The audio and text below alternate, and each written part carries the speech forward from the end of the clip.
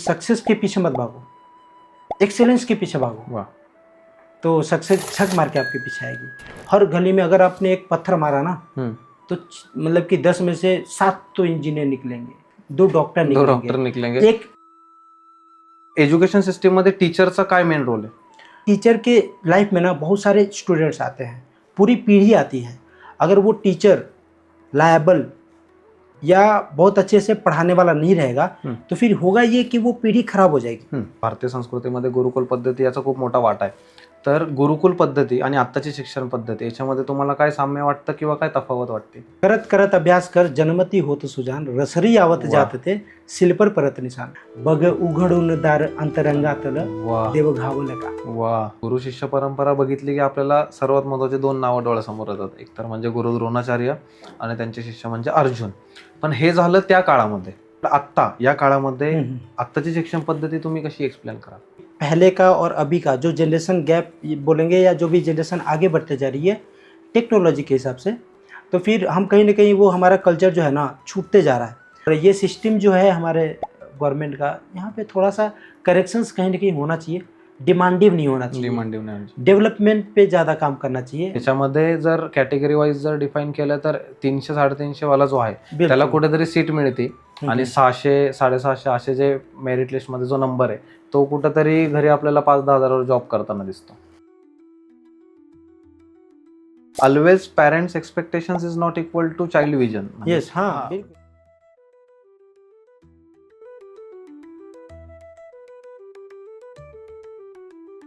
सर्वप्रथम तुम्हाला जे या पॉडकास्टमध्ये बघतात आहे त्यांना तुमची फक्त एक थोडक्यात ओळख करून द्या. I am co-founder and managing director of Guru Academy. We are running this academy right from 2018 till date, and we are very happy to serve this country in this way.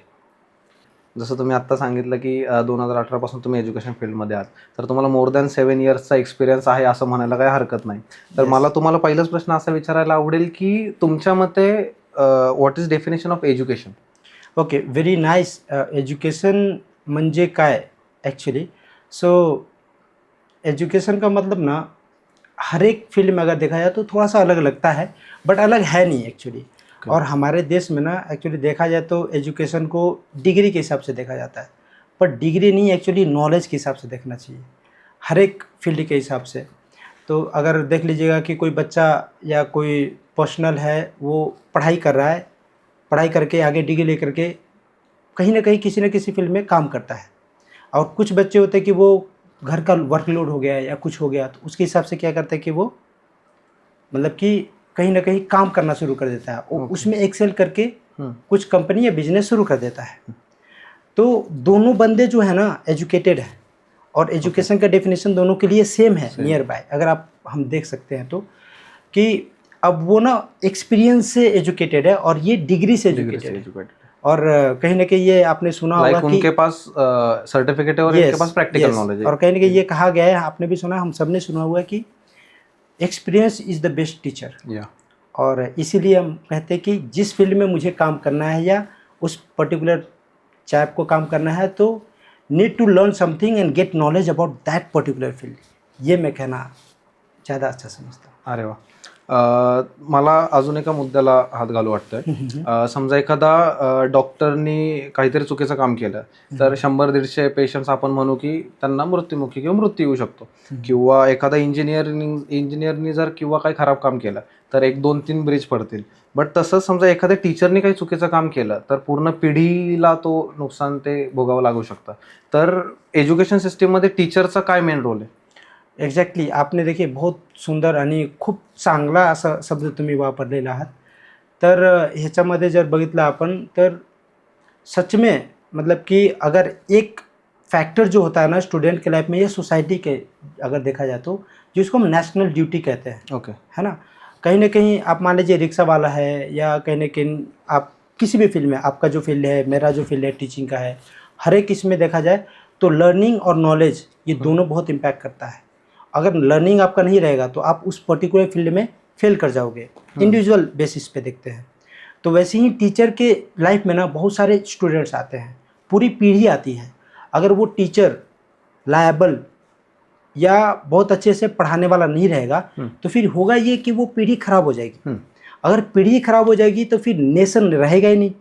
अगर नेशन नहीं रहेगा तो फिर ख़त्म, फिर हम किसी under के आ सकते हैं, फिर पूरा एकदम खराब हो जाएगा, उद्ध्वस्त होईल इन शॉर्ट। आदि शंकराचार्यांचा एक खूप सुंदर श्लोक आहे, गुरुर् ब्रह्मा गुरुर्विष्णू गुरुर्देव महेश्वरा गुरुर साक्षात परब्रह्म तस्मै श्री गुरवे नमः. तर याचा तुम्ही अर्थ बघायला गेलं तर इतका सोपा सांगितला. म्हणजे गुरुला त्या आपल्या सनातन धर्मापासून आपण गुरुला ब्रह्मा विष्णू महेश यांचं कुठंतरी स्वरूप देत आलो. म्हणजे गुरुला देवाच्या ठिकाणी आपण पूजत आलो. इन टर्म ऑफ तो टीचर असू दे किंवा आई वडील असू दे किंवा कोणी पण, निसर्ग इज ऑल्सो आवर गुरु. तर मला हे तुम्हाला विचारायचं आहे, आता तुम्ही ओव्हर द 7 year प्लस ह्या बिझनेसमध्ये आहात, तर त्या गुरुला आत्ता तोच दर्जा किंवा तीच व्हॅल्यू मिळते का, किंवा त्या शिक्षकाला आत्ता तीच व्हॅल्यू मिळते का? अगर देखा जाए तो हाँ, कहीं ना कहीं मिलती है, पर मोर और लेस बहुत ज़्यादा मिसिंग है। ओके. ठीक है। और हमारे एकेडमी में हम लोगों ने मिल करके पूरी मैनेजमेंट टीम ने एक बहुत बढ़िया वाक्य, हमने एक सेंटेंस है जो मैं बोलना चाहूँगा, मराठी और संस्कृत का मिक्सर है, अगर आप देखिए तो ऐसा है कि आई वडील हे आपले पहले गुरु असतात, गुरु साक्षात परब्रह्म। वाह. तो ये जो सेंटेंस है ना, ये दोनों का मिक्सचर है। अगर इसका मीनिंग अगर समझ लेते हैं ना तो सब कुछ पा लेते हैं। और हमेशा मतलब कि अगर आप आइएगा गुरु एकेडमी में कभी भी और किसी भी लेक्चर में आप एंट्री करिएगा तो बच्चों के मुंह से यही वाक्य निकलते हैं। तो इसका मतलब कितना सुंदर है, देखिए. मला असं वाटतं कुठंतरी तुम्ही म्हणजे तुमच्या अकॅडमी आपल्या संस्कृतीला किंवा इंडियन कल्चरला इथे कुठेतरी प्रमोट करताय असं म्हणायला काय हरकत नाही. म्हणजे आत्ताच्या एआयच्या दुनियेत तुम्ही कुठेतरी तिथे एक हातभार म्हणून भारतीय संस्कृती पुढे नेण्याचा प्रयत्न करताय. एक्चुअली वो ऐसा है कि हमारी संस्कृति जो उसको हम जप रहे हैं, ऐसा बोल सकते हैं, संवर्धन करते तुम्ही आपल्या संस्कृती. बिल्कुल सही.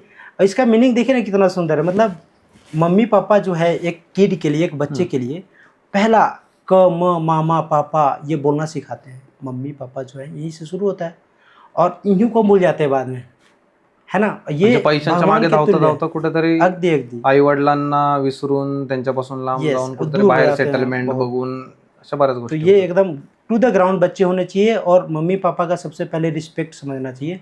अगर समझ गए तो फिर बच्चों को रिस्पेक्ट, एथिक्स एंड कल्चर ये सब बताने में हमें दुखदाई नहीं होगा, दिक्कत नहीं होगी.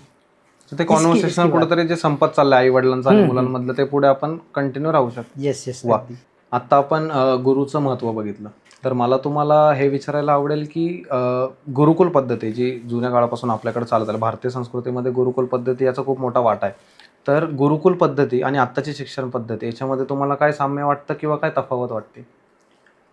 कसं है कि अभी जो सिस्टम चल रहा है अपने आप में बहुत सारे ना कॉन्वर्सेशन चलते हैं या कंपैटिबल नहीं होते चीज़ें, कि पहले का और अभी का जो जनरेशन गैप बोलेंगे या जो भी जनरेशन आगे बढ़ते जा रही है टेक्नोलॉजी के हिसाब से, तो फिर हम कहीं ना कहीं वो हमारा कल्चर जो है ना छूटते जा रहा है. हालांकि अगर देखा जाए तो वो बहुत इंपॉर्टेंट है और उसको हम पकड़ के चलना चाहिए और उसको अपने डेली लाइफ में इन्वॉल्व करना चाहिए. जैसे कि एक एग्जाम्पल है, छोटा सा एग्जाम्पल है कि हम अपने एकेडमी में जैसे लेकर के चलते हैं कि कॉन्सेंट्रेशन बढ़ाने के लिए कुछ योग करना चाहिए. जो हमारा जो भारत का जो जन्मभूमि है या भारत की जो भूमि है ये पकड़ के रखती है और यहाँ के एनवायरनमेंट वो परमिट करती है. महात्मा बुद्ध जैसे मतलब कि योग से निर्मित ज्ञान है उनको, ऐसा उन्होंने दिखाया पूरे दुनिया को. तो इस तरह से बहुत सारे लोग हैं, जैसे डॉक्टर भीमराव अंबेडकर जी हो गए, और हमारे महाराष्ट्र का तो देव है, भगवान है जो मानते हैं हम, छत्रपति शिवाजी महाराज हो गए. और हमारे राष्ट्रपति जो होके गए हैं डॉक्टर कलाम सर, अगर आप जानते हैं तो कितना बढ़िया मतलब कि एग्जांपल है हमारे पास. अगर देखा जाए तो इनके लाइफ में हमारी जो पहली की गुरुकुल की जो शिष्य परंपरा थी, गुरु शिष्य परंपरा, उसको इन्वॉल्व करते थे. वैसे ही हम अपने एकेडमी में करते हैं. जैसे मतलब कि 2-4 चीज़ें हैं, योगा का लेते हैं तो कंसंट्रेशन के लिए कुछ अपने ब्रीदिंग एक्सरसाइज कराते हैं. आज के लैंग्वेज में एक्सरसाइज बोलते हैं, उस टाइम पे हम योग वगैरह बोलते हैं. तो वो हम ना सुबह सुबह जो बच्चे आते हैं लेक्चर्स में तो हमने कंपलसरी कर रखा है. तो जिससे होता क्या है कि कंसंट्रेशन पूरा बढ़ जाता है और ग्रास्पिंग पावर जो है ना लिमिट हाई हो जाती है. तो एकदम धीरे से भी बताएंगे ना तो बच्चे पकड़ लेते हैं. और इसको अगर बढ़िया से देखा जाए, किसी एजुकेशन सिस्टम में पूरी तरह से इन्वॉल्व किया गया है तो कहीं ना कहीं दूसरे कंट्रीज़ में है. जैसे मान लीजिए आप देखेंगे तो वेस्टर्न कंट्रीज़ में भी इन्वॉल्वमेंट अब शुरू किया उन्होंने, गीता पे एकदम रिसर्च कर रहे हैं. और जापान जो है ना वहाँ पे उन्होंने पूरी तरह से इन्वॉल्वमेंट कर रखा है. जो कल्चर हमारा है अपना वो इन्वॉल्व कर रहे हैं योग को, तो कहीं ना कहीं वो पैचअप रहना चाहिए, कहीं ना कहीं उसको पकड़ के चलना चाहिए। एटलीस्ट 1 आवर तो देना चाहिए एवरीडे बच्चों को उसको लेकर, लाईक मेडिटेशन किंवा या सगळ्या गोष्टी आपण मेडिटेशन पुढे मेंटेन केल्या पाहिजे. सर तुमच्या मते खूप बेसिक प्रश्न आहे, प्रत्येकाच्या आयुष्यात एक वर्ड हा प्रत्येकाच्या आयुष्यात आहे, सक्सेस हा जो वर्ड आहे, तर तुमच्या मते तुम्ही सक्सेसला कसं डिफाईन करशाल? काही मुलांना 40% पडून ते हॅपी आहेत, म्हणजे त्यांना आय नो त्यांना ग्रोथ करायला पाहिजे, बट ते 40%ला हॅपी आहेत, बट तिथेच काही 90% वाला पण कुठेतरी तो सॅड आहे किंवा तो डिमोटिवेट आहे. परसेंटेज पे हम डिफाइन नहीं कर सकते हैं कि सक्सेस क्या है उसका, एक्चुअली उसका एम क्या है, उसका लाइक्स और डिसलाइक्स क्या है. अगर उसका काम करने का, मान लीजिए कि मेरा काम करना है टीचिंग, और मुझे आप मतलब कि बोल दीजिए कि कैमरा लीजिए और शूटिंग कर दीजिए, तो मेरे से नहीं होगा भाई, बराबर है ना. मैं मतलब टीचिंग में काम करना पसंद करूँगा. इसमें टीचिंग आ गया ना, तो इसमें लेवल ये नहीं होता है कि आप प्रोफेसर बन करके कॉलेजेस में पढ़ाइए तो आप सक्सेसफुल हो. स्कूल के 5वीं के बच्चों को पढ़ा रहे हैं तो आप सक्सेस नहीं हो, ये नहीं हो सकता है. वहाँ पे मेरा इंटरेस्ट क्या है. मान लीजिए मैं 5th स्टैंडर्ड के बच्चों को पढ़ा रहा हूँ, तो मेरा 100% दे रहा हूँ कि नहीं दे रहा हूँ. अगर मैं दे रहा हूँ और हर एक बच्चों को मैं जो अचीवमेंट है अगर ला पा रहा हूँ तो आई एम सक्सेस. अगर मैं नहीं ला पा रहा हूँ तो मैं बहुत बड़ा फेलियर है. और ये नहीं कि सिर्फ पढ़ा पा रहा हूँ मैं. मान लीजिए कि मेरा मैथ्स, गणित, ये सब्जेक्ट, गणित मैंने पढ़ा दिया, बच्चे को आ रहा है तो सक्सेस नहीं हो गया. इतना ही नहीं है, लिमिटेशंस ये नहीं होना चाहिए. मैथ्स पढ़ा रहा हूँ, साथ साथ में ये देख रहा हूँ कि बच्चा किधर जा रहा है, कहीं उसको बैड हैबिट्स तो नहीं है. अगर मुझे दिख रहे हैं तो पेरेंट्स तक पहुँचाना चाहिए, उसको कर्व आउट करना चाहिए और सॉल्व करना चाहिए. तब मैं सक्सेसफुल टीचर बन गया. तो ये हो गया सिर्फ टीचिंग का. वैसे आपका फील्ड भी है ना, वैसे दूसरे फील्ड्स होते हैं. मान लीजिए इंजीनियरिंग हो गया, साइंटिस्ट हो गए, तो साइंटिस्ट सक्सेसफुल साइंटिस्ट कब होगा, पॉइंट है. मान लीजिए डिग्री ले लीजिए, साइंटिस्ट हो गया, उसके नाम के आगे हो गया साइंटिस्ट सो एंड सो, तो वो सक्सेस हो गया क्या? नहीं. वो जब तक जाएगा जहाँ तक वो, जहाँ उसके जहाँ जाना है वहाँ तक पहुँचेगा नहीं, तब तक उसको सक्सेस नहीं बोलेंगे. बिलकुल सही. आम्ही ज्या कल्चरमध्ये वावरतोय, तर तुम्ही मेंटॅलिटी बघितली मुलांची, तर मुलांचं असं झालं की 10वी फेल मुलगा पण आयुष्यात सक्सेस होतो. मग 10वी फेल मुलगा जर सचिन तेंडुलकर बनू शकतो तर मी काय, मग मला अभ्यासाची काय गरज आहे. 10 मधले 2 मुलं सचिन तेंडुलकर बनू शकतात, आय एक्सेप्टेड, बट 10 मधले 10 जण सचिन तेंडुलकर नाही बनू शकत 10th फेल नंतर. मग मतलब ये सही बात है, सही है, बहुत अच्छा. मतलब फेम जिसको बोलते हैं आजकलच्या दुनियेत फेम म्हणतात, फेम काही नाही. तो वो फेम जो है ना वो वाइप आउट करता है. कहीं ना कहीं fame itself is the criminal over here, ऐसा कह सकते हैं. वही पूरी तरह से इस चीज़ को लेकर के चल रहा है कि मतलब कहीं ना कहीं उसी का इन्वॉल्वमेंट है बच्चों के जीवन में थोड़ा सा निगेटिविटी डालने का. मला असं वाटतं की याला सोसायटी जबाबदार जास्त आहे. हाँ, बहुत सारे फैक्टर्स है सर. लेकिन देखिए कैसा है कि बहुत सारे फैक्टर्स है, उसमें कहीं ना कहीं मीडिया का रोल बहुत ज़्यादा हो जाता है. क्योंकि फेम मुझे कैसे दिखेगा ना कि मैं फेम में हूँ, मीडिया की वजह से, तो वो कहीं ना कहीं ज़्यादा है.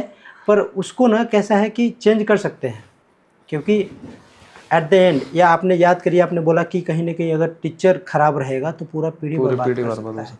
तो टीचर यहाँ पे बहुत बढ़िया रोल निभाता है. और टीचर ही नहीं, हमारे एकेडमी में हम रन करते हैं तो वहाँ पे हम बोलते हैं कि ट्रायंगल इन्वॉल्व है ना. तीन बिंदु है जो जीवन में वो बहुत इन्वॉल्वमेंट है स्टूडेंट की लाइफ में.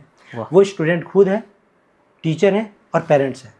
अगर ये 3 बिंदु को ज्वाइन करिएगा ना तो वो जीवन जो है ना सुंदर दिखेगा, ट्रायंगल अट्रैक्टिव दिखेगा. तो ये तीनों फॅक्टर बहुत मजेदार है. मला एक सांगा, मार्कशीट, तर ती मार्कशीट एखाद्या मुलाचं आयुष्य ठरवू शकते का, किंवा त्या मुलाची ॲबिलिटी ते मार्कशीट ठरवू शकते? एक्चुअली कैसे है पता है क्या कि मतलब ये परसेंटेज का जो खेल चला है ना, मतलब काफ़ी, मतलब हमारी पीढ़ी जो निकली है हमने भी झेला है, उसके पहले भी झेला है लोगों ने, बच्चों ने, और आने वाले बच्चे भी झेलते हैं.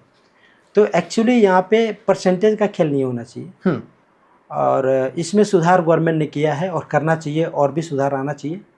एक्टिविटी बेस्ड लर्निंग, ABL पढ़ाया जाता है बीएड में, अगर मतलब कि बहुत बढ़िया से, तो ABL बोलते हैं, एक्टिविटी बेस्ड लर्निंग या प्रैक्टिकल बेस्ड लर्निंग. ये इन्वॉल्वमेंट होनी चाहिए, और होने से ना स्किल डेवलपमेंट ज़्यादा ज़रूरी है परसेंटेज से. आपने बहुत बार देखा रहेगा, मतलब कि ये आपने सचिन तेंदुलकर का एग्जाम्पल दिया, फिर बहुत सारे सक्सेसफुल पर्सन्स हैं, बहुत पढ़ाई में कम है, बट उनकी स्किल डेवलपमेंट इतनी अच्छी थी ना कि उन्होंने बहुत बड़ी कंपनी खड़ा कर रखा है, जबकि उनके पास कुछ था नहीं. आत्ताच्या वेळेला त्याला एम्पायर म्हणतात. एम्पायर उभं केले. पण कसं काय एम्पायर उभं केलंय, असं आहे का, असंच का? असंच उभं झालं का? ते मग सचिन तेंडुलकर बनायला 10वी पासून त्या सचिन तेंडुलकर पर्यंतचा जो प्रवास आहे तो बिल्कुल आजकालच्या बिल्कुल, मुलांनी यस यस, बघायला तो पाहिजे वही असं तो मला एग्जैक्टली वही। तो उसने पढ़ाई उसमें नहीं करा, डिग्री पे नहीं करा, परसेंटेज पे नहीं करा, स्किल डेव्हलपमेंट। स्किल डेवलपमेंट का किया, और उस पे काम हो रहा है, मतलब गवर्नमेंट कर रही है। जो NEP 2020 है बहुत अच्छा एकदम इवोल्यूशन है, बट थोड़ा सा जल्दी में ना वो स्कूल्स में आना चाहिए आना चाहिए। कि बच्चों को एक्टिविटी कराना चाहिए। आपने इस पे एक छोटा सा, मतलब कि 2 मिनट आपका ज़्यादा लूँगा मैं। या। देखिए ऐसा है कि हमारे कल्चर में, इंडियन कल्चर में बहुत बढ़िया, मान लीजिए आपका बच्चा है या मेरा बच्चा है, अगर उसको कुछ बनाना होगा तो हमारे पास ऑप्शंस कितने ओपन है, क्या लगता है? डॉक्टर, इंजीनियर, इंजीनियर, और कुछ लग रहा है? बंद, बंद। खत्म, है ना? लाइफ में सक्सेस होना है, डॉक्टर बनो या इंजीनियर बनो। इतना ही दिखता है, लेकिन एक्चुअली ये शुरुआत है। इसके आगे आपने देखा कि ये कुर्सी बनाने वाले के पास डिग्री है क्या? कौन सी डिग्री है? वाह। नहीं देखा है। मतलब कि कारपेंटर जो हमारे इंडिया में है, इतना बढ़िया बढ़िया, मतलब कि डिजाइनिंग करते हैं लोग, इतना बढ़िया टेबल चेयर बनाते हैं, उनके पास डिग्री नहीं डिग्री है। नहीं। क्या इसका कोर्सेस वगैरह नहीं है क्या? है, अवेलेबल है। हम शायद उसको स्कोप नहीं दे रहे हैं। वाह। कहीं ना कि हम टीचर्स हैं, हम कहीं ना कहीं उसको दबा कर रखेंगे, जाने दो, जाने दो। होने दो, इसको ऐसे ही होने दो।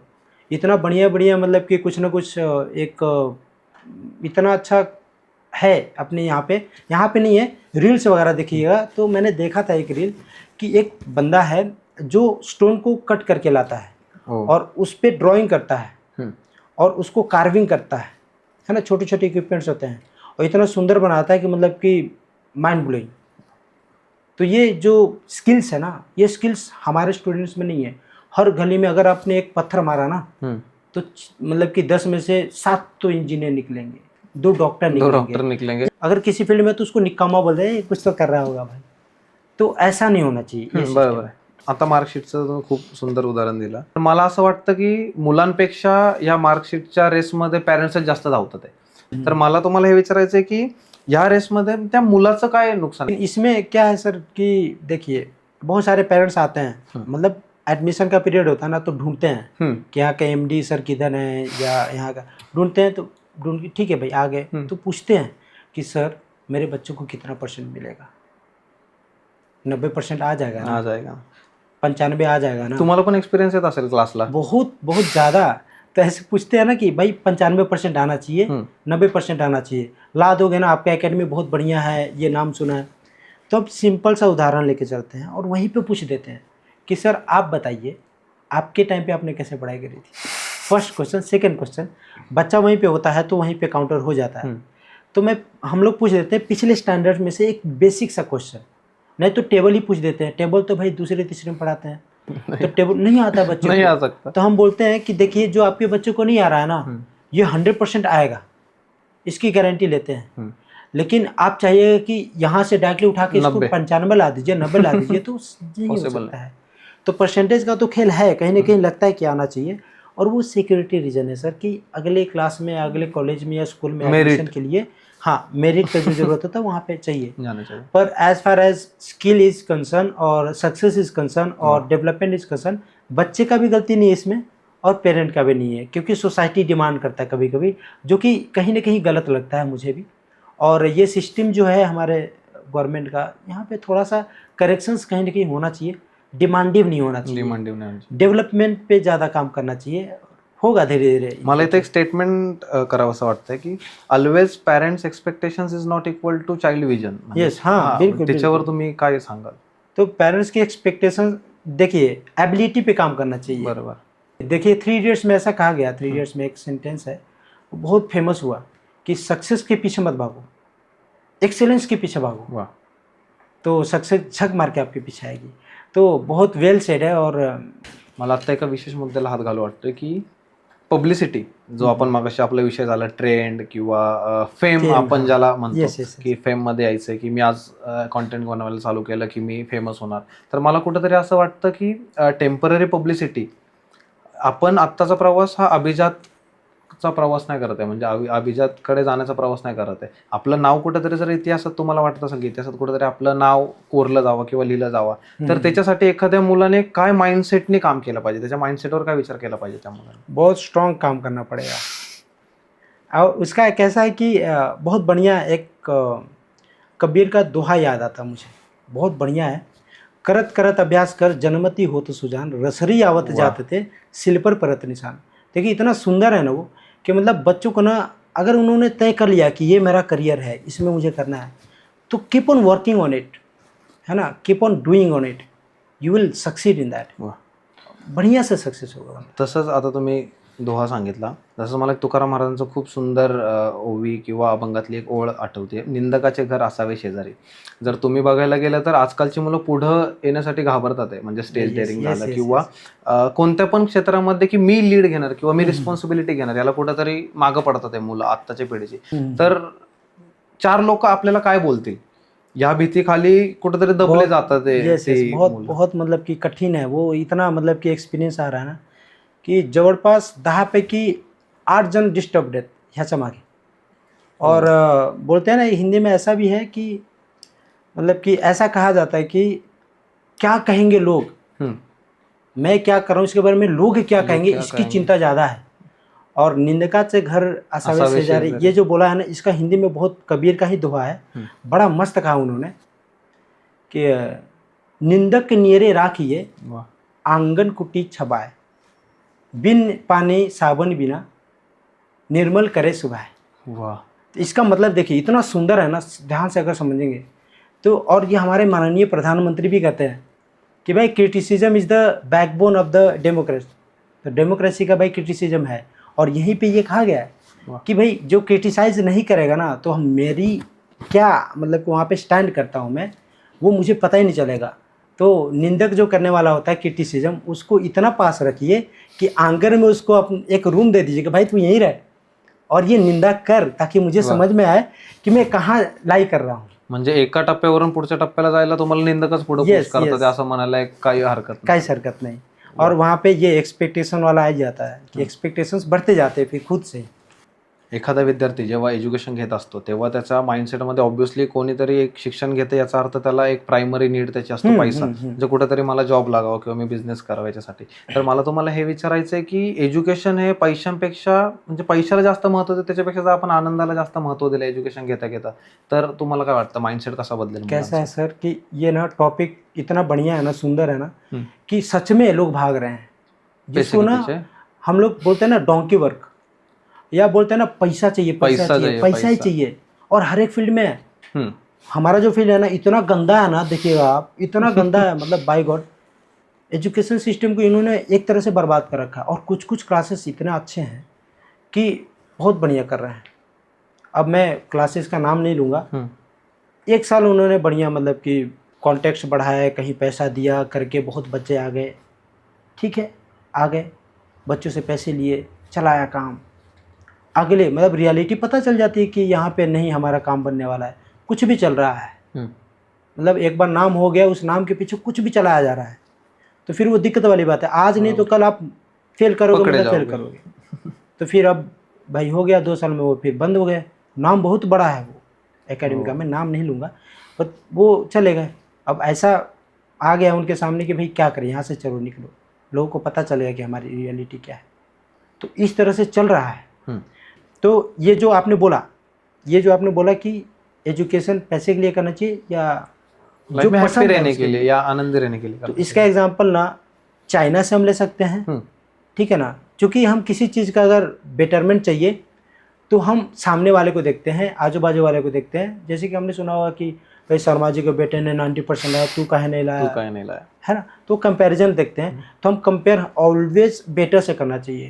तो ये जो आपने सिनेरियो रखा कि एजुकेशन किस वे से होना चाहिए, पैसे से या स्किल डेवलपमेंट से, तो इसका आंसर तो स्किल डेवलपमेंट ऑलवेज होगा. क्योंकि कहीं ना कहीं स्किल रहेगा ना, तो वो आगे चल के आपको पैसा ऑटोमेटिक दे देगा. और इतना देगा कि वो जो आप भाग रहे थे ना, उससे ज़्यादा दे देगा. म्हणजे ते एक असं बिझनेसमध्ये म्हणतात ना, तुम्ही नाव सांगण्याच्या ऐवजी तुमचं काम सांगा. जैसे कि यस जैसे कि ये देखिए, राष्ट्रपति जो हैं अमेरिका के अभी हैं डोनाल्ड ट्रम्प, पहले थे बराक ओबामा. तो वो जब छोटे किड थे ना, बच्चे थे ना, तब उनको पूछा गया था कि आगे चल के आपको बनना क्या है. And he was a black person, और वहाँ पे ब्लैक वाइट का बहुत गेम चलता है. तो उस टाइम पे उन्होंने कहा था कि I want to become the president of this USA. और फिर वो बने मैनिफेस्टेशन. यस. तो उसके पीछे आप करिएगा ना काम, मेहनत, फिर से वही कबीर जी ने जो कहा था कि करत करत अभ्यास कर जन्मति हो, तो उसके पीछे काम करिएगा ना तो हो जाएगा ऑटोमेटिक। बस हमें ये देखना है, पैसा नहीं यार, हमारा काम क्या है। हम अपने काम को लेकर के ईमानदार होने चाहिए। पैसा तो चंद भर में कमाया जा सकता है। आत्ता आपण गुरुकुल पद्धती बघतोय किंवा गुरु शिष्य परंपरा बघतोय. तर गुरु शिष्य परंपरा बघितली की आपल्याला सर्वात महत्त्वाचे 2 नावं डोळ्यासमोर येतात. एक तर म्हणजे गुरु द्रोणाचार्य आणि त्यांचे शिष्य म्हणजे अर्जुन. पण हे झालं त्या काळामध्ये, म्हणजे जेव्हा द्रोणाचार्य होते, अर्जुन होते, त्या काळामध्ये झालं. पण आत्ता या काळामध्ये आत्ताची शिक्षण पद्धती तुम्ही कशी एक्सप्लेन कराल?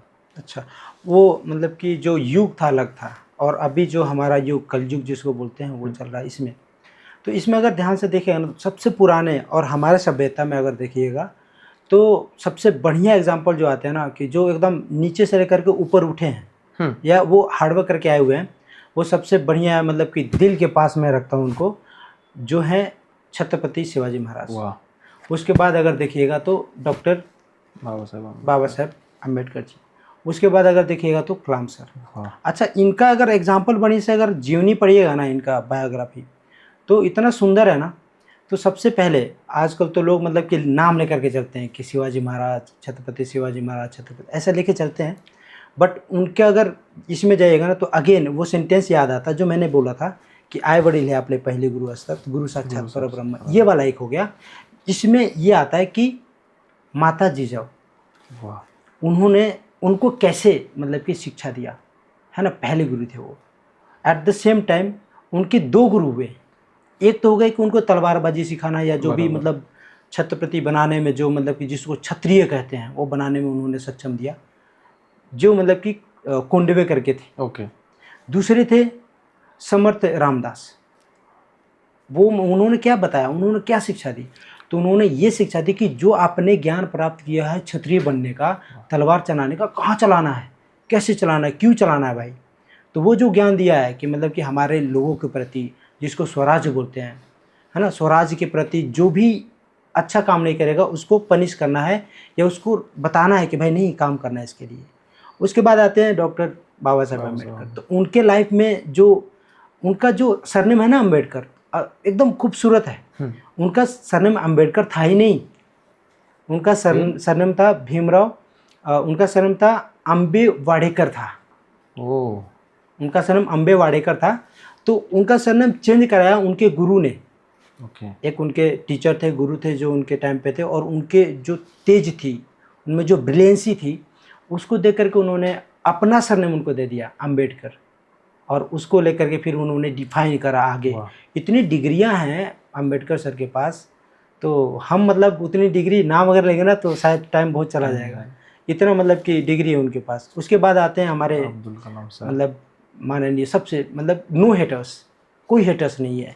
इन तीनों व्यक्ति का कोई हेटर्स हो ही नहीं सकता है अगर सच में पढ़ाई करी है तो मतलब कलाम सर, डॉक्टर कलाम सर इतने बढ़िया, मतलब उनके लाइफ में ना, उनके एक छोटा सा कहानी है।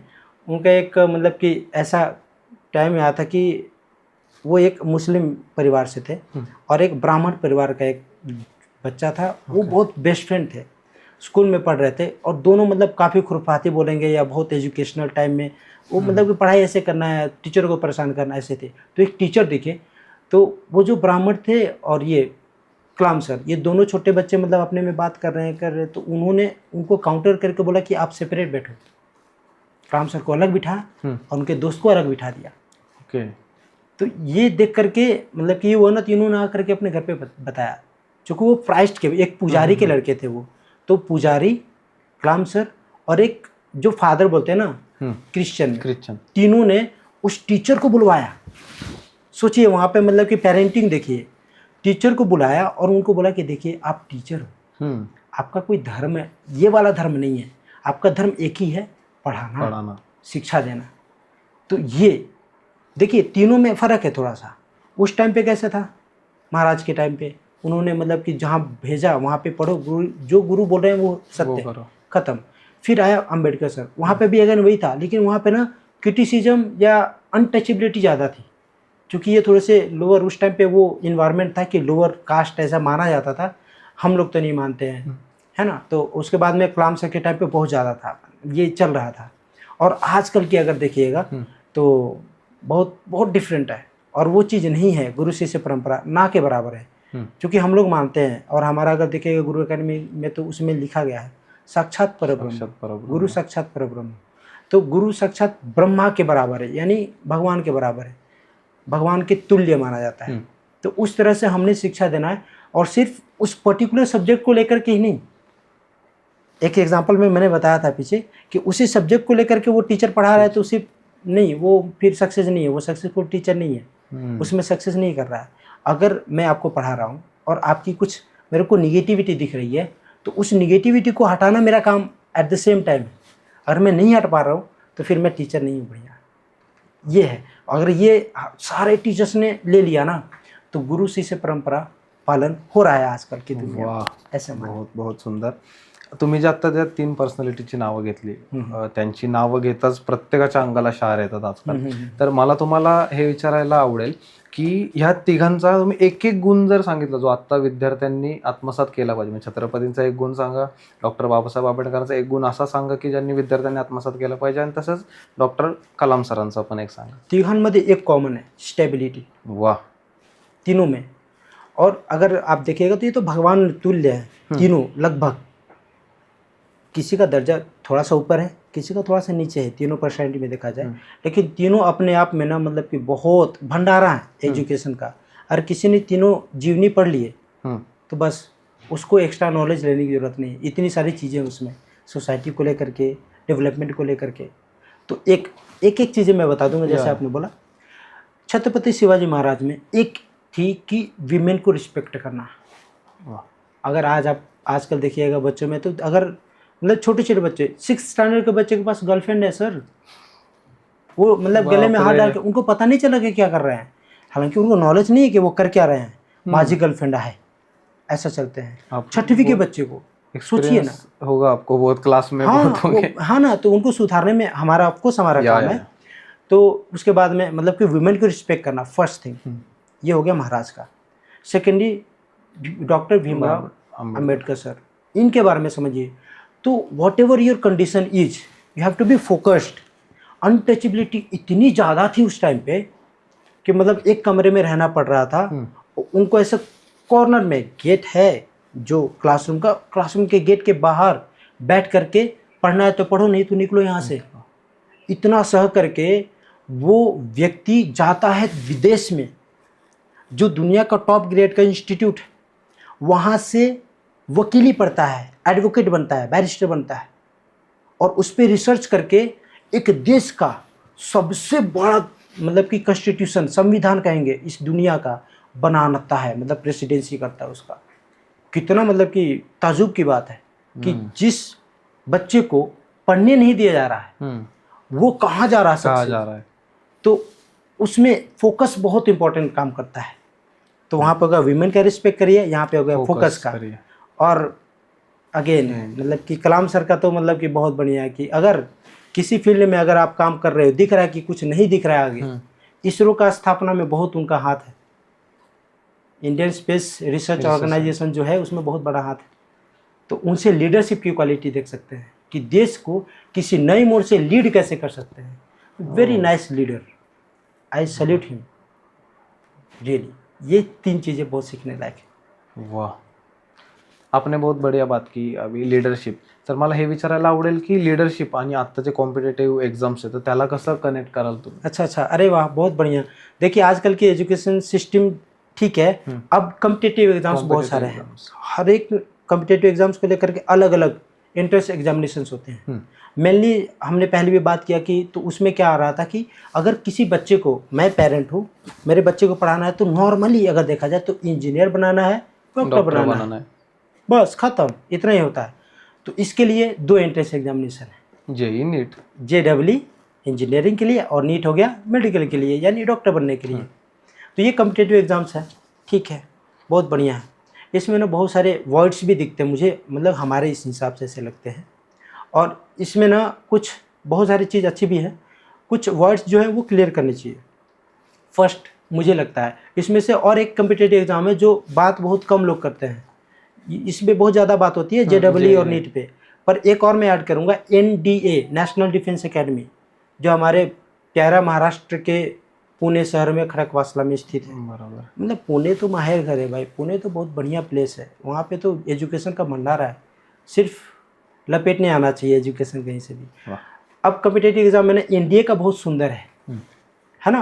अब कैटेगरी कास्टिज्म वहाँ यहाँ पे कुछ भी नहीं है। हाँ थोड़ा सा है कि मान लीजिए मेरे पास पैसा नहीं है, मैं मतलब कि एकदम गरीबी से आता हूँ या लो इससे आता हूँ, मेरे पास पैसे नहीं है, तो फॉर्म फ्री में भरो भाई, कोई दिक्कत नहीं है। एग्ज़ाम देने जा सकते हो, यस जाओ। एग्ज़ाम देने के बाद में मेरिट लिस्ट जो लगती है ना, अलग अलग नहीं लगती है सर। एनडीए का मेरिट लिस्ट एक ही लगता है और कैटेगरी बेस्ड नहीं है। यानी कि यहाँ पे समझने वाली ये बात है कि यहाँ पे सिर्फ क्वालिटी डिमांडिंग है, एकदम बढ़िया से सुंदरता से। पर जेडब्ल्यू नीट में ऐसा नहीं है, ऐसा नहीं है। हालांकि अभी बहुत सारा पिटिशंस वगैरह मतलब कि बोल रहे हैं, प्ली चल रहा है सुप्रीम कोर्ट में कि एनडीए में जो इनटेक है ये भी कैटेगरी पे किया जाए, जो मतलब कि सुनते ही हमको अच्छा नहीं लगा भाई, मतलब कि ऐसा नहीं होना चाहिए। एक्चुअली उल्टा व्हायला पाहिजे. हाँ कि इस वाले में कहीं ना कहीं नहीं हटाओ, करना चाहिए. कुछ और लेके आओ, मतलब कुछ और, मतलब इन द सेंस मान लीजिए किसी के पास पैसा नहीं है, मुझे यहाँ से कहीं और एग्जामिनेशन सेंटर वहाँ पैसा नहीं है जाने के लिए, तो जो भी एडमिट कार्ड होता है एग्जाम का उस पर लिख दो कि इसको ट्रैवलिंग फ्री है, खत्म। कितना जाके जाएगा, मतलब कि हज़ारों लोग ऐसे बिना टिकट ट्रैवलिंग करते हैं, पर वो स्टूडेंट करेगा तो क्या हर्ज क्या है, गवर्नमेंट को कोई दिक्कत नहीं आनी चाहिए। यहाँ पे एनटीए को यहाँ पे थोड़ा सा करना चाहिए कुछ, नॅशनल टेस्टिंग एजन्सी जो आहे. तुम्ही आता कॅटेगरी मेरिट याचा उल्लेख केला, तर अशा खूप केसेस आहेत, म्हणजे जर कॅटेगरी वाईज बघायला गेलं तर जेव्हा मेरिट लिस्ट लागते, ज्या मुलांना 600, म्हणजे आता समजा नीटचं एक्झाम्पल घेतलं आपण मेडिकलसाठी, अराउंड 720 मार्क्सचा पेपर असतो, त्याच्यामध्ये जर कॅटेगरी वाईज जर डिफाईन केलं तर 300-350 वाला जो आहे त्याला कुठेतरी सीट मिळते आणि 600-650 असे जे मेरिट लिस्टमध्ये जो नंबर आहे तो कुठेतरी घरी आपल्याला 5-10 हजारावर जॉब करताना दिसतो. बिल्कुल. तर यावरती, या सिस्टीमवरती तुम्हाला काय बोलावं? कैसा है कि अगेन हमने जो बोला ना कि कैटेगरी का जो मतलब कि इनफैक्ट इसको ना झोल भी नहीं कह सकते, स्कैम भी नहीं कह सकते, बट कहीं ना कहीं सुधार और कहीं ना कहीं उसको रिवोल्यूशन करने की ज़रूरत है, नीड है। उस टाइम पे नहीं था, मतलब कि ठीक है, मतलब थोड़ा सा कष्ट है भाई, घर में लाइट वगैरह नहीं है, तो अभी तो लाइट आ गई है घर में, मतलब कोई पढ़ा लिखा नहीं पढ़ा पा रहा है, नहीं रिविजन ले पा रहा है, अभी तो नेट है आपके पास, सब कुछ है ना, फैसिलिटीज़ है, तो जो फैसिलिटी नहीं है वो दीजिए, और नहीं दे पा रहे हैं तो उसमें डिस्काउंट दीजिए ना, उसमें बच्चों को पुश करिए, ये एक। अब रह गई बात कि मेरिट में डिविजन्स आती हैं, तो एक एग्जांपल मेरे को बड़ा सुंदर आता है, हालांकि हर एक फील्ड में है, तो वो मैं आपको बताना चाहूँगा कि देखिए कोई ब्रिज बनता है, गवर्नमेंट की मतलब कि हॉस्पिटल्स हो गए, बिल्डिंग्स हो गई, सब बनती है, तो ये कौन बनाता है? इंजीनियर्स बनाते हैं। इंजीनियर्स पढ़े लिखे होते हैं, गवर्नमेंट के एग्ज़ाम्स क्रैक किए हुए होते हैं, है ना, रिटन एग्ज़ाम्स के बाद वो बनते हैं, तो ये बनते हैं ठीक है, पर वहाँ पे जो भी कैटेगरी वाइज है उसमें 60 वाला भी जा रहा है और 95 वाला भी जा रहा है, तो 60 पे क्यों जा रहा है? क्योंकि उसके पास कैटेगरी है, और वो 90 के ऊपर वाला जा रहा है क्योंकि उसके पास चॉइस नहीं है। ठीक है, दोनों जा रहे हैं, काम किसका बढ़िया रहेगा? कुछ दोनों को काम करना है, लाइकिंग है या पुश करके भेजा गया, ढकेल के भेजा गया है। अब ढकेल के भेजा गया तो थोड़ा सा काम में थोड़ा सा आएगा, ऐसा होगा, तो पर वो एक गवर्नमेंट इसकी पुष्टि करती है, इंटरव्यू लेती है कि भाई सच में आपको लाइक डिसलाइक है, जैसे आईएएस की करती है। ओके, तो अभी नया एकदम मतलब कि लेटेस्ट आज आप रिकॉर्ड कर रहे हो, इसके मतलब कि कुछ दिन पहले जाइए, कुछ महीने पहले जाइए, तो 3 नवंबर अभी 2025 को एक ब्रिज कोलैप्स करती है बिहार में। ओके, अररिया डिस्ट्रिक्ट है, अररिया में, तो ब्रिज कोलैप्स करती है, जो 2019 में बनी है सर। कितना साल होता है? 4 साल 5 साल पकड़िए, ठीक है, कोई चीज़, मेरा घर 5 साल में नहीं गिरेगा, मैंने नॉर्मल सपोर्ट दिया ना, सिर्फ ईंट पे, तभी नहीं गिरेगा। तो ये ब्रिज गिर जा रही है, मतलब इसमें क्या क्या है, कौन कौन से फैक्टर्स इन्वॉल्व? तो इसमें तो एक तो हो गया आपका गवर्नमेंट का मतलब कि करप्शन हो सकता है मे बी, दूसरा मटेरियल कौन सा यूज किए हो भाई, अपने फैक्ट्री से निकाल के तो नहीं यूज़ किया ना, बराबर। दूसरा मतलब इसकी सब पुष्टिकरण होना चाहिए, अगर नहीं कर पा रहे हो, if you are not verifying all those things, तो ये रिजल्ट आएगा। और एक मैं आपको और डिटेल बताऊंगा कि ये इंजीनियर का ही, आर्किटेक्ट हो गया, इंजीनियर हो गया, डिज़ाइनर हो गया, ये सब इन्वॉल्वमेंट है, क्योंकि ये बढ़िया से नहीं काम कर रहे हैं, इसलिए ये फॉल्ट आ रही है।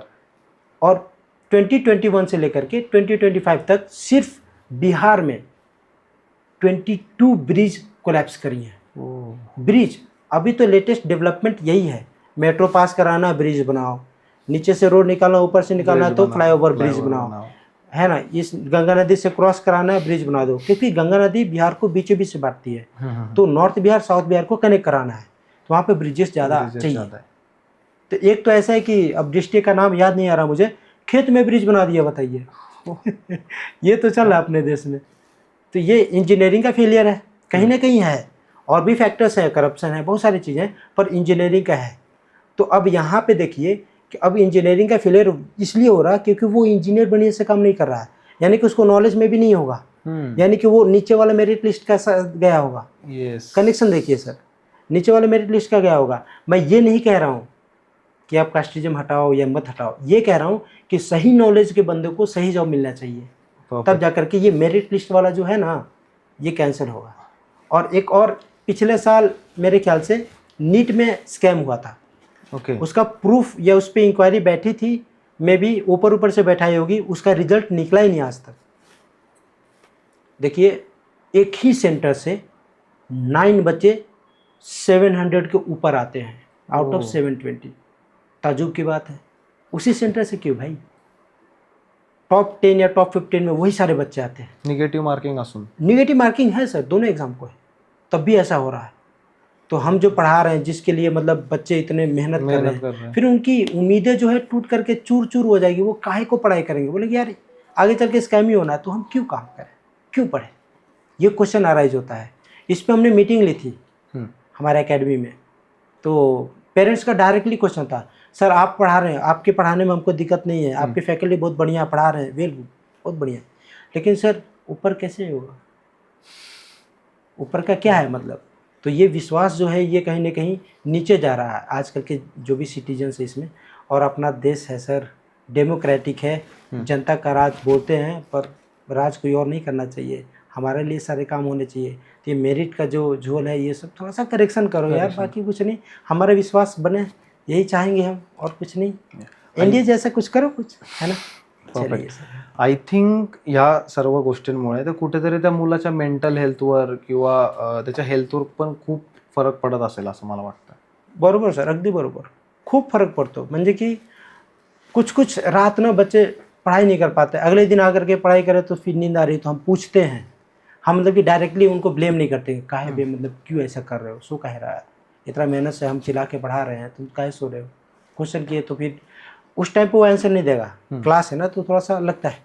बाद में पर्सनली हम ऑफिस में बुलाते हैं, वेरी सॉफ्टली पूछते हैं, तो बोलता है कि सर हम ऐसे कर रहे हैं, कैसे होगा सर, हमारा क्या जीवन होगा, मेंटलिटी डिस्टर्ब हो जाती है। तो उसको सुधारने के लिए ना वो ट्रायंगल बहुत इंपॉर्टेंट है, पेरेंटल एंड टीचर्स दोनों का कनेक्शन मिल करके दोनों तरफ से उसको कूल डाउन करना है, और फिर उसको पुश आउट करना है कि हाँ चल भाई तुझे करना क्या है, इंजीनियर बनना है सर, सॉफ्टवेयर इंजीनियर, चल भाई ठीक है, जेईई मेंस की तैयारी कर तू, सीईटी की तैयारी कर तू, किसी न किसी कॉलेज में तो जाएगा ना, will see what happens, will take second chance, no problem. तो कूल डाउन करना पड़ता है सर, बहुत मेहनत है इसमें, करना पड़ता है, 2-2 3-3 लगातार उसको मोटिवेट करना।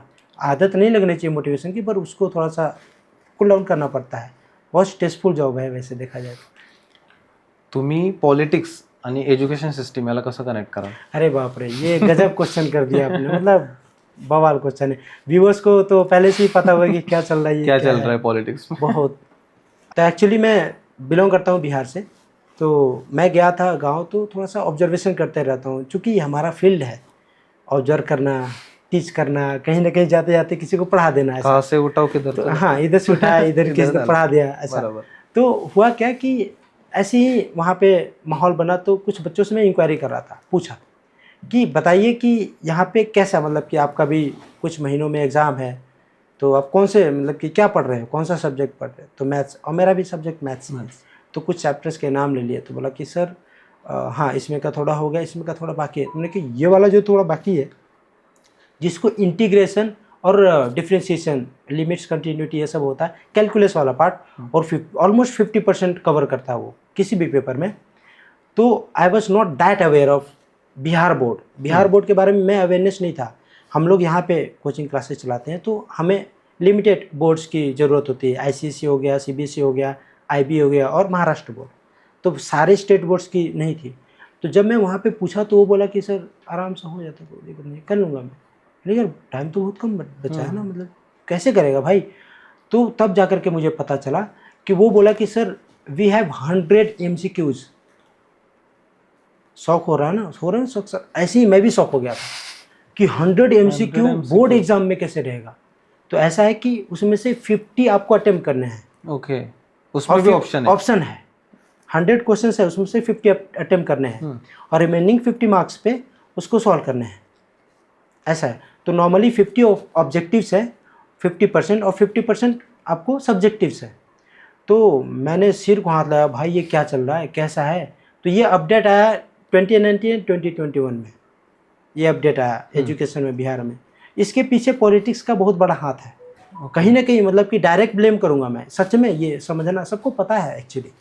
तो हुआ क्या था कि जब हम लोग थे एजुकेशन सिस्टम, जब हमने एजुकेशन लिया था वहाँ से, उस टाइम पे one of the toughest board for mathematics subject को मैं पॉइंट आउट करूँगा वाज बिहार, यूपी। ये दोनों स्टेट ना इतना खतरनाक मतलब कि था वहाँ पे, मतलब कि हम लोग को आप 2.5 का पहाड़ा पूछ दिए तो खटाक से आ जाएगा, 2.25 का पहाड़ा पूछ दिएगा खटाक से आ जाएगा, इतना मतलब कि बढ़िया था बोर्ड। टफेस्ट बोर्ड अपने भारत में सबसे टफेस्ट बोर्ड में आता था, और उस टाइम पे मैथ्स मतलब कि तोड़ था, इतना बढ़िया था। अब तेलंगाना चला गया है, मैंने रिसर्च करा थोड़ा, तो अब तेलंगाना आगे चला गया है। तेलंगाना में अपडेट थोड़ा किया उन्होंने, इतना नहीं किया, but they have maintained it, और वो बिहार बोर्ड जो है वो नीचे चला गया है। और उन्होंने इसलिए किया क्योंकि लिटरेसी रेट ना देखेंगे आप, अगर डेटा देखेगा गवर्नमेंट का ही, तो लिटरेसी रेट में इलिटरेट सबसे ज़्यादा या लिटरेसी रेट में कम बिहार आता है सर। और नंबर ऑफ स्कूल्स अगर ढूंढिएगा ना तो सबसे ज़्यादा बिहार में ही है, सबसे ज़्यादा स्कूल्स, प्राइवेट गवर्नमेंट सब मिलाकर। तो कितने ताजुब की बात है कि स्कूल्स ज़्यादा हैं पर शिक्षित कोई नहीं है, तब भी शिक्षित नहीं हुआ, ताजुब की बात है। तो ये बोर्ड का खेल भी है। मान लीजिए मैं एजुकेशन मिनिस्टर हूँ, तो मेरे रहने के दौरान मेरे स्टेट का जो रिजल्ट है बिहार बोर्ड का अच्छा आना चाहिए। तो अच्छा आने के लिए मैं क्या करूँगा, मेरे ऊपर डिपेंडेंसी है। बराबर। क्या मैं कुछ चीज़ें हैं जो मैं करेक्ट करना चाहूँगा कि स्कूल्स को सही करो, स्कूल के फैकल्टी को सही करो, जो बच्चे हैं उनको इक्विपमेंट देना शुरू करो, ये चीज़ें मैं काम करूँगा। तो अगर मैं मतलब कि ऐसा है कि एजुकेशन मिनिस्टर वहाँ पे जो है वो ये इसमें इन्वॉल्व है डायरेक्टली, देखिए कि वो उनका टर्म सक्सेसफुल है एज ए एजुकेशन मिनिस्टर, वो उसके लिए अलग अलग फैक्टर्स पे काम कर सकते हैं, पर उन्होंने सिलेबस या जो एग्ज़ाम लेने का पैटर्न है उसको ही चेंज कर दिया। अब सबसे बढ़िया रिजल्ट आ रहा है बिहार का कि इतने सारे बच्चे पास हो गए हैं, तो पास क्यों नहीं होंगे, 50 MCQ जो डाल दिया आपने। तो ये खेल चल रहा है। बराबर। तो ऐसा नहीं होना चाहिए, मतलब कि it has to be very fair, कि बच्चों को थोड़ा तकलीफ भी होनी चाहिए ना पढ़ने में। आपने सब इजी कर दिया तो पढ़ करके ना मतलब कि बिना पढ़े लिखे, जैसे कि एक इंटरव्यू में मेरे ख्याल से मैंने देखा था, आप बहुत प्रसिद्ध टीचर हैं, ऑनलाइन टीचर बहुत बढ़िया पढ़ाते हैं, खान सर, उन्होंने बोला था कि बच्चे ग्रेजुएट कर चुके हैं, उनके पास सर्टिफिकेट है, बट उनकी एबिलिटी नहीं है वो सर्टिफिकेट के, मतलब कि उनका उतना नॉलेज नहीं है। इसका मतलब समझिए कि ग्रेजुएट हो गया है लेकिन वो 10वीं का भी क्वेश्चन सॉल्व नहीं कर पा रहा है, तो उसके पास डिग्री कहाँ से आई, क्यों आई। तो ये लायबल होना चाहिए ना। तो इस तरह के एग्जाम लोगों तो दिक्कत ही आने वाली है आगे। ये कहना है की थोड़ा सा इसमें चेंजेस लाने जरुरी है। चलो इथे आपण एक नायक मूवीचा एक सीन करूया आपण इथे। अच्छा तर ते एका दिवसासाठी मुख्यमंत्री बनले होते, पूरा निकालने वाले मेरा मतलब। पुढच्या काही वेळासाठी तुम्ही एज्युकेशन मिनिस्टर, अशा कोणत्या गोष्टी तुम्ही करा? अरे बाप रे, मेरा मतलब अभी का जो आन्सर था उसी के ऊपर आपने चला ठीक आहे, ट्राय करूया, म्हणजे की काहीतरी गोष्टी आपण करेक्ट करू शकतो का। बघा कसं आहे की पूरे देश को डेवलप करने के लिए ना सबसे इम्पोर्टेंट चीज़ जो है एजुकेशन परफेक्ट है ना। तो मुझे लगता है कि देखिए IAS बनने के लिए हमें एग्ज़ाम देना पड़ता है या किसी पोस्ट पर जाने के लिए एग्ज़ाम देना पड़ता है, पर विधायक या सांसद बनने के लिए, मराठी में इसको आमदार खासदार है ना, या मंत्री जो भी बनना है, इसके लिए एग्ज़ाम नहीं देनी होती है ना, रिटन एग्ज़ाम नहीं है। हाँ, ब्लफ कर सकते हो आप, जनता में जाइए, बातें करिए, दैट इज़ ओके, वो करना है, वोट्स मांगिए आप, वो ठीक है। पर कोई पोस्ट अगर दे रहे हो, कोई ऑफिस संभालने के लिए दे रहे हो, जैसे प्रधानमंत्री साहब संभालते हैं prime minister office, chief minister संभालते हैं CMO, चीफ मिनिस्टर ऑफिस, वहाँ पे काम करने वाले अधिकारी हैं, आईएएस ऑफिसर्स हैं, जॉइंट सेक्रेटरीज हैं, है ना, वहाँ पे सेक्रेटरी सब कुछ है, एजुकेशन वाले हैं, एजुकेशन मिनिस्ट्री जो संभालते हैं वो एजुकेशनल मिनिस्टर हैं। मिनिस्टर। तो यहाँ पे सर थोड़ा सा दिक्कत यह है कि वहाँ पे एजुकेटेड लोग होना चाहिए, तो इसके लिए ना कोई टेस्ट होना चाहिए, हां. है ना, आपको लगता है होना बरोबर. चाहिए नहीं होना चाहिए? जर डॉक्टर बनायला तुम्ही जर टेस्ट घेता तर पाहिजे का मिनिस्टर नाही? जो देश सांभाळतो त्याच्यासाठी तर काहीतरी पाहिजे, थोडं तरी काहीतरी पाहिजे, काहीतरी पाहिजे. है ना, एक बरोबर. टेस्ट घ्या किंवा एक डिप्लोमा कोर्स लॉन्च करा काहीतरी. त्यांच्यासाठी पर्टिक्युलरली, पास झाले तरच त्यांना द्यायचं, असं काहीतरी ठरवलं पाहिजे. येतो आपण, मी क्वेश्चनवर येतो की मी एज्युकेशन तुम्ही मिनिस्टर काय झालो कराल? तर काय करणार. Okay, let us think of it. So first and foremost आजकल के सिनेरियो देख करके मैं सोच रहा हूँ, सबसे पहले मैं पूरी टीम को बुलाऊंगा और Okay. उसके बाद में जो टीचर्स हैं, जो इन्वॉल्वमेंट है उनको, जैसे कि हमारा संविधान बना है तो अलग अलग देश से उठाया है चीज़ें, उठा करके वहाँ पे हमने इनपुट करा और पूरे दुनिया का सबसे बेस्ट जो संविधान है वो हमने बनाया. बरोबर. ठीक है, वैसे ही मैं चाहूँगा कि दुनिया का सबसे बेस्ट एजुकेशन सिस्टम बनाओ, हर एक जगह से चूज़ करके. हालांकि अपने अंतरात्मा में मैं पहले झाँकूँगा. जैसे मराठी का एक गाना याद आता है, आप मतलब कि थोड़ा सा सुनिएगा. बग उघडून दार अंतरंगातलं वाह. देव घावलं का. वाह. तो सब मैं सबसे पहले अंतरात्मा में झाँकूँगा और इसको देखूँगा कि हमारे पहले की पढ़िया इतना सक्सेसफुल क्यों था और अभी क्यों नहीं है. तो इस पर थोड़ा सा करूँगा काम. और उसके बाद में जो मिसिंग है, रिस्पेक्ट जिसको बोलते हैं ना सर, आजकल हमारे टाइम पे मतलब सर दिख गए ना तो पैर छू करके प्रणाम कहेंगे और डरते डर, सर मतलब कि गलती हुई तो माफ़ करिएगा, सॉरी सर हम जा रहे हैं, इस तरह से भावना थी, रिस्पेक्ट था इतना. पर आज देखेंगे ना, हाय सर क्या चल रहा है, ठीक है सर हम जा रहे हैं, कोई रिस्पेक्ट नहीं है. इस तरह से भावनाएं हैं बच्चों में. तो क्यों है, इसके फैक्टर्स बहुत सारे हैं. ये वापस आ जाए, जिसको हम नेशनल ड्यूटी कहते हैं सर, है ना, अपने देश के प्रति जो ड्यूटी है हर एक सिटीजन का. अगर आप कोई भी बुक उठाइएगा ना, चाहे महाराष्ट्र बोर्ड का हो, चाहे आईसीएसई का हो, चाहे सीबीएसई का हो, उसमें ना सेकंड या थर्ड पेज आगे से या पीछे से सेकंड पेज जो होता है ना, वहाँ पे नेशनल ड्यूटीज़, फंडामेंटल ड्यूटीज़ करके आता है. Okay. Article 51A okay. ऐसा है. तो वो ना, वो सारे ड्यूटीज़ कोई नहीं पढ़ता है सर. मैं स्कूल्स में पूछता हूँ ना तो बोलते हैं, स्कूल के बच्चों को पूछता हूँ तो नहीं सर ये सब कुछ नहीं पढ़ाया जाता है, ये सब कुछ नहीं है. तो फंडामेंटल ड्यूटीज़ में है, इसके बारे में ईवीएस हो गया, ये एथिक्स हो गया, ये सब ना इन्वॉल्वमेंट है सिलेबस में, सबको है. पर ये ग्रेडिंग सिस्टम है और कोई पढ़ता नहीं है, गए बता दिया हो गया, ABC कुछ मिल गया, पास हो आगे गया. जाओ. सर मैं मिनिस्टर बनूंगा तो सबसे पहले टीम तैयार करूंगा, सबको क्वालिफिकेशन एकदम बढ़िया से उनको ट्रेन कराऊंगा. ये सब वर्क करने के बाद में दो चीज़ें, पहले टीम को बुलाऊंगा, ट्रेन करूंगा. तीसरी बात, फंडामेंटल ड्यूटीज़ का जो भी सब्जेक्ट रहेगा उसको कंपलसरी मार्किंग स्कीम में एक सब्जेक्ट लगाना है. और ये हो गया तो we have created a generation to come in a positive way. इतना ही काम काफ़ी होगा मेरे ख्याल से. वा. आता आपण थोडं वेगळ्या सेक्टरकडे येऊया. ओके. तर आता आपण पॅरेंट्स आणि विद्यार्थ्यांचे काही प्रश्न, त्यांना सिली प्रश्न असे पडलेले असतात, आपण त्याच्याकडे येऊया. तर पहिलाच प्रश्न मला तुम्हाला असं विचारायला आवडेल की आत्ताच्या जनरेशनच्या, आत्ताच्या मुलांचे डिस्ट्रॅक्शन्स काय आहेत. 16 ते 23 एज जर बघितलं तर हे मेन ग्रोथचं एज आहे, 16 to 23. तर याच्यामधले मेन डिस्ट्रॅक्शन्स. एब्सोल्युटली सही से, बहुत बहुत. ये तो इतना मतलब बढ़िया फील्ड है ना, इस पे बात करने के लिए, तो इस पे घंटों बात कर सकते हैं और इसके सॉल्यूशंस बहुत सारे हैं अगर देखा जाए तो. तो आजकल जो फेम, हमने पहले भी देखा, फेम जो है या ये जो है ना सर, ये मोबाइल, ये बहुत गंदा चीज़ है और बहुत अच्छा चीज़ भी है, दोनों चीज़. लेकिन इसमें ना दिक्कत वाली बात एक आ जाती है कि इसको पेरेंट ने दिया कब, टाइमिंग क्या है, खेल है टाइमिंग का सर, टाइमिंग क्या है और फीडिंग कैसे किया जा रहा है. ये हमारे पास आ तो गया है गैजेट, पर हमको पता ही नहीं कि यूज़ कैसे करना है. फिर यूज़ कहाँ से पता चल रहा है बच्चों को. एक तो पेरेंट्स के पास टाइम नहीं है, अगर टाइम है तो टाइम दे नहीं रहे हैं, तो पता चल रहा है खुद ही यूट्यूब मोबाइल में. यस, यूट्यूब में. पेरेंट्स भी मोबाइल में है, इधर भी, और ये यूट्यूब पे चले जा रहे हैं बच्चे. और यूट्यूब पे हो क्या रहा है एक्चुअली, ताजुब की बात नहीं है कुछ भी, डायरेक्टली शॉर्ट्स देखेंगे. इंस्टाग्राम के अकाउंट से सर, तीसरी चौथी के बच्चों का. वाह. ऐसा Parents ही ऐसा खोलते वो क्या account. बोलते हैं, ऐसा करके ना ऐसा मुंह बनाते हैं वो कुछ तो बोलते आता आम्ही याच इंडस्ट्रीमध्ये पॅरेंट्सच त्यांचे 1-1 वर्षाच्या मुलाचे अकाउंट्स ओपन करतात, त्यांचे रील्स बनवतात, त्यांचे टाकतात. मी लहानपणापासूनच त्यांना या सर्व गोष्टींची यस सवय यस लावतो ते एग्जैक्टली। कुठेतरी. तो ये जो चीज़ है ना गैजेट, ये बहुत बड़ा टॉपिक है। तो ये गैजेट एक है कि दे दिए हैं, गैजेट दिया है ठीक है, पर यूज क्या करना ये बताया नहीं है। अगर हम जाएंगे ना दूसरे कंट्रीज में तो टैब कंपलसरी है एजुकेशन सिस्टम के लिए, ओके. मतलब पेपरलेस एजुकेशन हो रहा है। पर वो बच्चे टेक्नोलॉजी में इतना आगे हैं और वो फोकस्ड हैं, उनको पता है कि क्या यूज़ करना है, क्योंकि उनको बताया गया है। क्या यूज करना है? गैजेट है, पहले नॉलेज है फिर गैजेट है। पर हमारे यहाँ पे पहले गैजेट आ गया है, नॉलेज कहाँ आया भाई, क्या करना है पता ही नहीं वाह. है।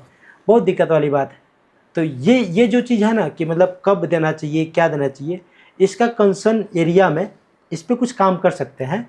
जैसे कि हम भी काम कर सकते हैं इसमें। तो हम लोग प्लानिंग कर रहे हैं, हम जगह जगह पे जाते हैं और सेमिनार्स वगैरह लेते हैं कि भाई गैजेट्स की जब ज़रूरत है तब दो, कब है क्या है ये थोड़ा सा बता दूं मैं। डिपेंड्स. तो वो जो है मतलब कि टाइम जो है वो बहुत इंपॉर्टेंट है। और उसके पहले एजुकेशन दो। एजुकेशन देने के लिए बोर्ड्स में कुछ तो थोड़ा तो लाना पड़ेगा।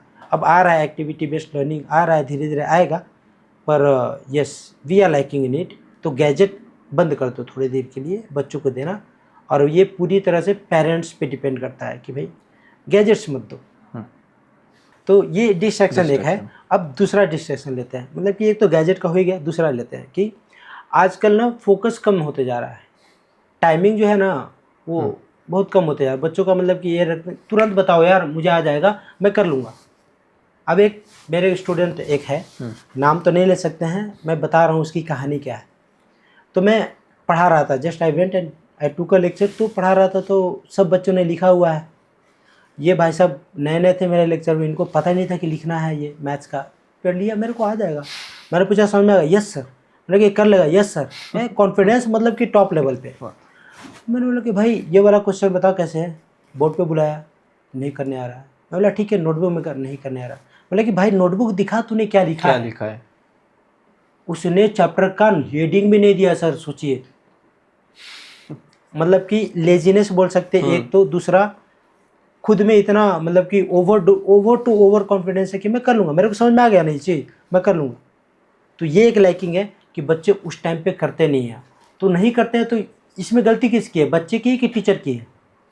ये लैकिंग है ना, बहुत बड़ा लैकिंग है और बहुत बड़ा डिस्ट्रैक्शन बोलेंगे इसको। तो ये डिस्ट्रैक्शन फिल करने के लिए टीचर का बहुत इंपॉर्टेंट काम है, और at the same time parent का भी है थोड़ा सा कि ये भाई बच्चे ने करा कि नहीं करा, ये भाई देखना। परत तो ट्रायंगलच आला इथे. यस, इन शॉर्ट वो ट्रायंगल हमारा वो बहुत बड़ा रिसर्च है सर एक्चुअली, वो ट्रायंगल का हर जगह पे वो शूट करेगा अगर आप देखिएगा तो। ये दो डिस्ट्रैक्शन हुए। तीसरा हो गया सर ये जो एप्लीकेशन था ना सर, ये जो टिकटॉक।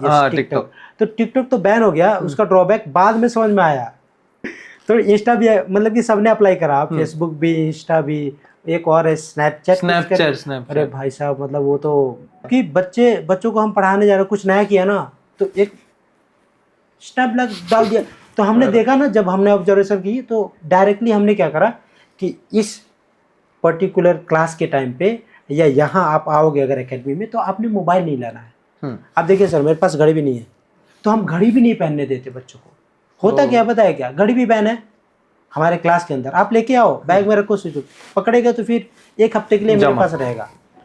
सोचो तो बहुत महंगा पड़ेगा। आप एक दिन के लिए मोबाइल ले लीजिएगा तो छटपटा जाएंगे बच्चे। तो हमने वैसा उन्हीं का चीज़ उन्हीं पे अप्लाई कर दिया है, और एक्चुअली हम भी फॉलो करते हैं। तो फॉलो करते हैं ना तो बच्चे फिर अरे ये तो सर खुद नहीं फॉलो कर रहे तो हमको तो छोड़ेंगे ही नहीं। तो ये डिस्ट्रैक्शन है बहुत बड़ा, मतलब कि वीडियो बना करके डालना, मैं क्या कर रहा हूँ, hi guys I am doing this, I am looking so, मतलब ये सब जो चल रहा है ना ये सब बहुत। तो एक तो गैजेट हो गया कि गैजेट में अलग अलग चीज़ें मतलब कि उसका मिसयूज हो रहा है। सेकेंडरी मतलब बच्चों का जो एज फैक्टर है, जो फोकस है, उस हिसाब से वो लेजी होता जा रहा है, वो हो गया। तीसरा हो गया कि वो फेम चाहिए उनको, फेम चाहिए सोशल मीडिया, लाईक याला आपण एक के अंदर ना सोशल मीडिया म्हणू शकतो, सब पहचानना चाहिए। हाँ यस, सोशल मीडिया म्हणू शकतो। और दो म्हणजे की जास्त नाही, थोड़ी टाइम पे उसको फेमस होना है कि मैं हूँ 30 मार खान, है कुछ नहीं वैसे। ये दिक्कत हो जा रही है। तो ये 2-3 चीज़ें हैं, इस पे अगर हम काम करेंगे तो बाकी चीज़ें ऑटोमेटिकली धीरे धीरे हो जाएगी अच्छी। ये डिस्ट्रॅक्शन आता तुम्ही 7+ इयर याच्यामध्ये बघताय, सो बेसिकली तुम्ही 2,000 ते 3,000 प्लस मुलांना काउन्सिलिंग केलंय किंवा मुलं बघता तुम्ही समोरासमोर. तर आता बघायला गेलं तर 3 कॅटेगरीमध्ये मुलं तशी बघायला मिळतात. एक तर हुशार, एक मध्यमवर्गीय जो 50-60 आणि एक 35-30 म्हणजे एकदम लो. तर याच्यामध्ये हुशार मुलाच्या तुम्ही डेली ऍक्टिव्हिटीज किंवा हॅबिट्स ह्या सांगू शकता का? तुम्हाला तुमच्या नजरेमध्ये काय आलं? कसं आहे की मेनली जे हुशार असतात ना त्यांच्यावर नॉर्मल काम केले तरी ते भारी पिकअप करतात. As far as that subject is concern. काय काय ठिकाणी मतलब कहीं कहीं बच्चे लैक कर जाते हैं. फॉर एग्जांपल अगर करंट अफेयर्स की मैं बात करूँगा कि देखिए ये स्कीम है, ऐसा ऐसा है, तो वो बच्चों को नहीं पता है. बट जो मिडल वाले बच्चे होते हैं ना वो क्रीम होते हैं एक्चुअली. वो एक्चुअली क्रीम होते हैं. अगर उनको सही डायरेक्शन दिया जाए ना तो वो 60-65 से वो 95 पहुँच जाते हैं. उनके पास एक्स्ट्रा ऑर्डिनरी टैलेंट भी रहता है जिसको हम बोलते हैं ना ऑलराउंडर. वो ऑलराउंडर में जाते हैं. पर उनको ना उस टाइम पे वैसा उनको गाइडेंस राइट वे मिलना चाहिए. यस, हम प्रोवाइड करने की कोशिश करते हैं कि हम 100% हम 30 मार खान ऐसा नहीं है. We ought to do some work in it. थोड़ा सा हम काम कर रहे हैं. अगर बेसिकली बढ़िया से अगर इसमें देखा जाए ना तो जो नीचे वाले बच्चे हैं ना वो क्रिएटिव होते हैं पर वो कहीं ना कहीं इंट्रोवर्ट ज़्यादा है. मतलब अंदर ही अंदर ना खुद को मतलब दबा के रखा हुआ है. उसके लिए एक बहुत बढ़िया वर्ड है न्यूनगंड. एक वर्ड है उसके लिए. परफेक्ट. ये मराठी में ऐसा शब्द है. पर वो इंग्लिश में ना इंट्रोवर्ट कहते हैं. मतलब अंदर ही अंदर दबा के रखेंगे. वो बाहर निकलते नहीं है. बाहर नहीं निकालेंगे तो फिर वो खत्म. उसका फिर लोग अंत क्या है. कहेंगे, वो वैसे ही रह जाएगा. ये खा जाता है कि क्या कहेंगे लोग, ये सर क्या बोलेंगे, वो बच्चा क्या बोलेगा, मेरी इज्जत का क्या होगा. इस पे ज़्यादा जाते हैं. जैसे कि इस पे बहुत छोटा सा एग्जांपल है. मान लीजिए कि बड़ा बाल रखा है ना तो अगर मैंने छोटा कर लिया तो कैप पहन के आते बच्चे. लोग क्या कहेंगे, मैं निकालूंगा अरे इतने छोटे बाल है कौन क्या कहेगा. मतलब देखेगा तो क्या कहेगा. तो ये छोटा सा एग्जांपल है. और उस बच्चे को कम मार्क्स हैं लेकिन जिसको हाई मार्क्स है मिडल है ना वो एकदम चल रहा भाई चौड़ा हो गया. कोई दिक्कत नहीं. मुझे क्या दिक्कत है धर के मतलब किसी को पूछ देगा कोई क्वेश्चन आ ही नहीं रहा है क्योंकि वो they are very nice chaps. और उसमें मतलब कि कहिएगा कि उनको बूस्टअप करना है, लाना है तो थोड़ा सा वर्क करना होता है जिसको काउंसलिंग कहा जाता है. और अगर ये वर्ड ना बहुत इंपॉर्टेंट है आजकल की दुनिया में, आजकल खास करके क्योंकि पहले हमारे टाइम पे काउंसलिंग मम्मी पापा इनफ है काउंसलिंग करने के लिए. बेटे इधर आओ ये करना है बस हो गया. करना जी पापा जी करना है जी बिल्कुल. मम्मी जी बोली बेटे ये करना है जी मम्मी जी करना है खत्म. और चॉइस मतलब कि जो इंटरेस्ट है वो करते थे. अभी तो आ रहा है एजुकेशन सिस्टम में एक्टिविटी बेस्ड लर्निंग तो वो ऑटोमेटिक फिल कर देगा. मतलब ऐसे बच्चों को नुकसान नहीं होगा. और इसके लिए हम थोड़ा सा पुशअप करते हैं हमारे एकेडमी में. हमारे और बहुत सारे ऐसे सोसाइटीज़ हैं एजुकेशन की प्राइवेट पे जो रियली अच्छे काम कर रहे हैं. बहुत सारे क्वांटिटी में है कि पैसा कमाने के पीछे हैं, बहुत सारे हैं कि रियली अच्छा काम कर रहे हैं. और वैसे बच्चे ऊपर उठ करके आते हैं. अभी रिसेंटली दिल्ली में जो पिछला गवर्नमेंट था केजरीवाल का, मैं मतलब कि गवर्नमेंट कैसा था वो नहीं बोलूँगा पर एजुकेशन पे कुछ हद तक बहुत अच्छा काम किया था. छोटे छोटे बच्चों ने बिजनेस खड़ा कर दिया. मतलब कि वो एजुकेशन कर रहे हैं बट दे ओन बिजनेस और वो कमा रहे हैं. सर आप नहीं कमा रहे हैं, वो अच्छे कमा रहे हैं. और जब वो पास आउट होगा तो कितना अच्छा इनकम होगा. इनकम ये सब छोड़ दीजिए, देश को कितना बढ़िया टैलेंट मिला. तो टैलेंट से क्या याद आता है, थोड़ा सा 2 सेंटेंस ज़्यादा बोलूँगा मैं कि कुछ बच्चे ऐसे हैं कि जेई एडवांस क्लियर करते हैं, मेंस क्लियर करके एडवांस क्लियर करते हैं. अब बच्चे का नाम नहीं बोलूँगा, कहाँ से बिलोंग करते हैं ये भी नहीं बोलूँगा. अगर आप सर्च करिएगा तो आपको पता चल जाएगा. एकदम बहुत बढ़िया नाम है उस आईआईटी का, टॉप में आता है. उस आईआईटी से पास हुआ है, पास आउट हुआ है अच्छे मार्क्स से.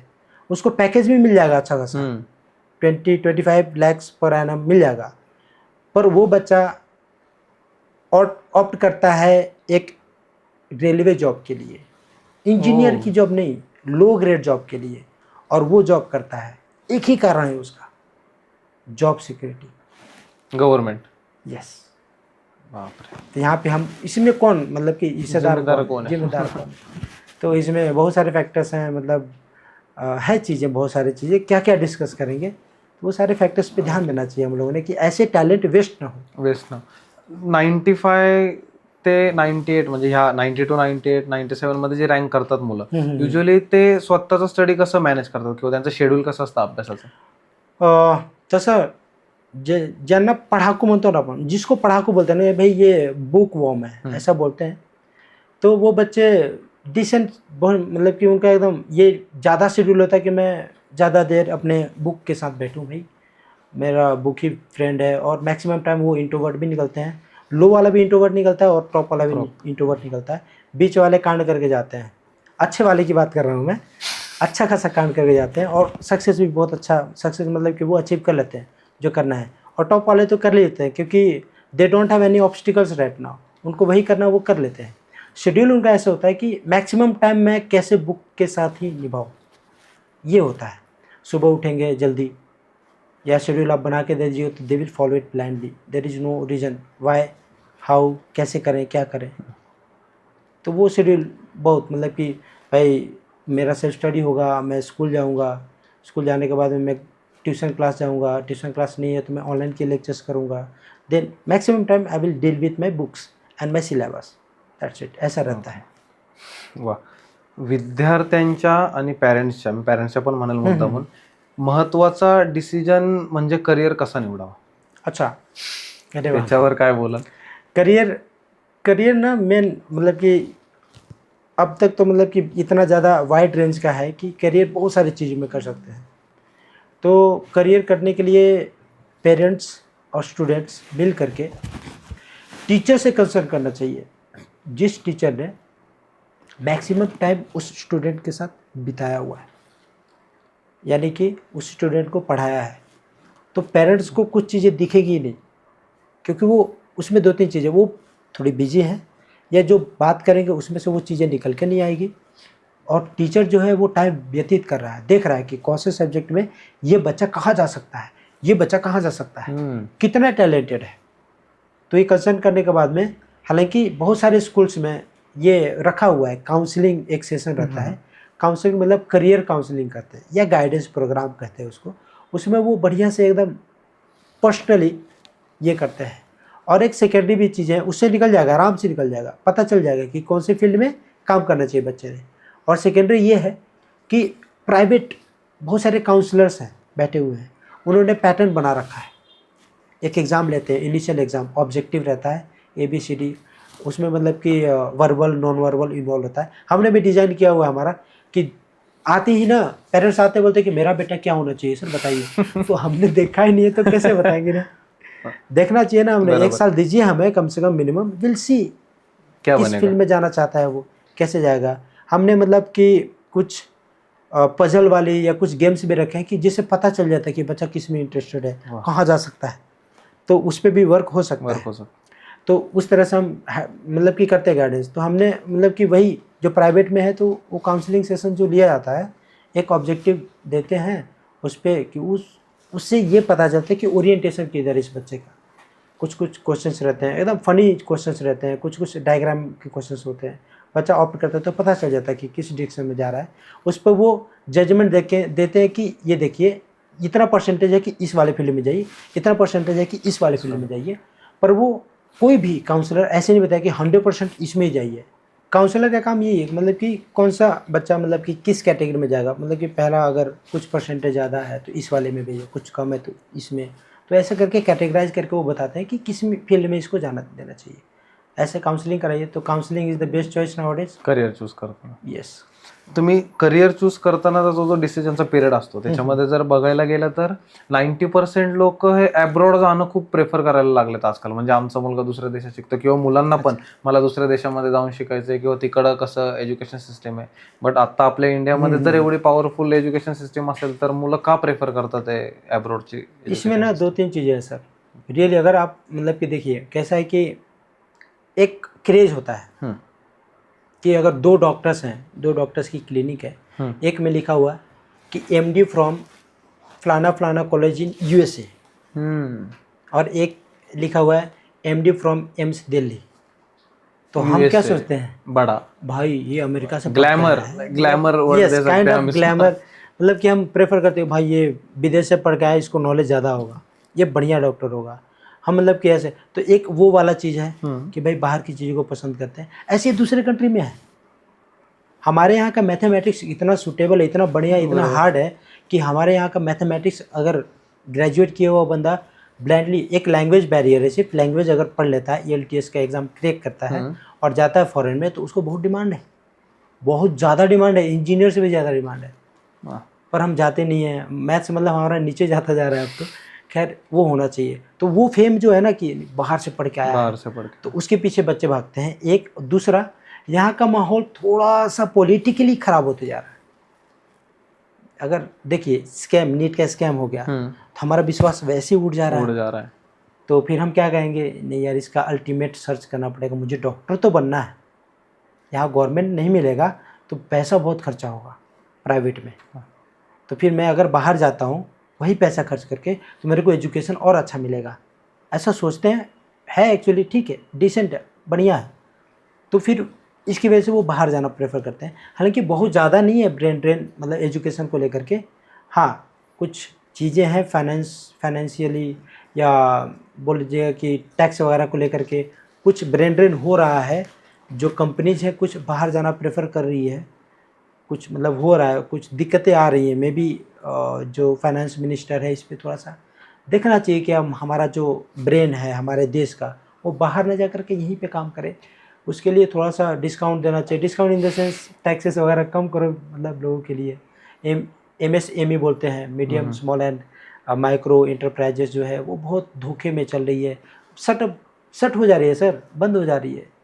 तो बंद नहीं होनी चाहिए, उसके लिए थोड़ा सा ध्यान देना चाहिए। हालांकि है कुछ चीज़ें स्कीम्स हैं, ऐसा नहीं कि नहीं है, तो कुछ स्कीम्स हैं और वो स्कीम्स के थ्रू उनको अनुदान वगैरह मिल रहा है, बट इस पे थोड़ा सा और ध्यान देने की ज़रूरत है। कि तो सही है कि मतलब कि ब्रेन ड्रेन नहीं होगा, थोड़ा सा इस पे ध्यान गवर्नमेंट ने दे रही है, और थोड़ा सा ध्यान देना चाहिए, ताकि जो नए नए टैलेंट्स हैं वो डर करके, इतना बढ़िया डिग्री है, इतना टैलेंट है, फिर भी वो स्टार्टअप नहीं करने का सोच रहे हैं, क्योंकि डूब गया तो फिर मर ही जाऊंगा मैं तो।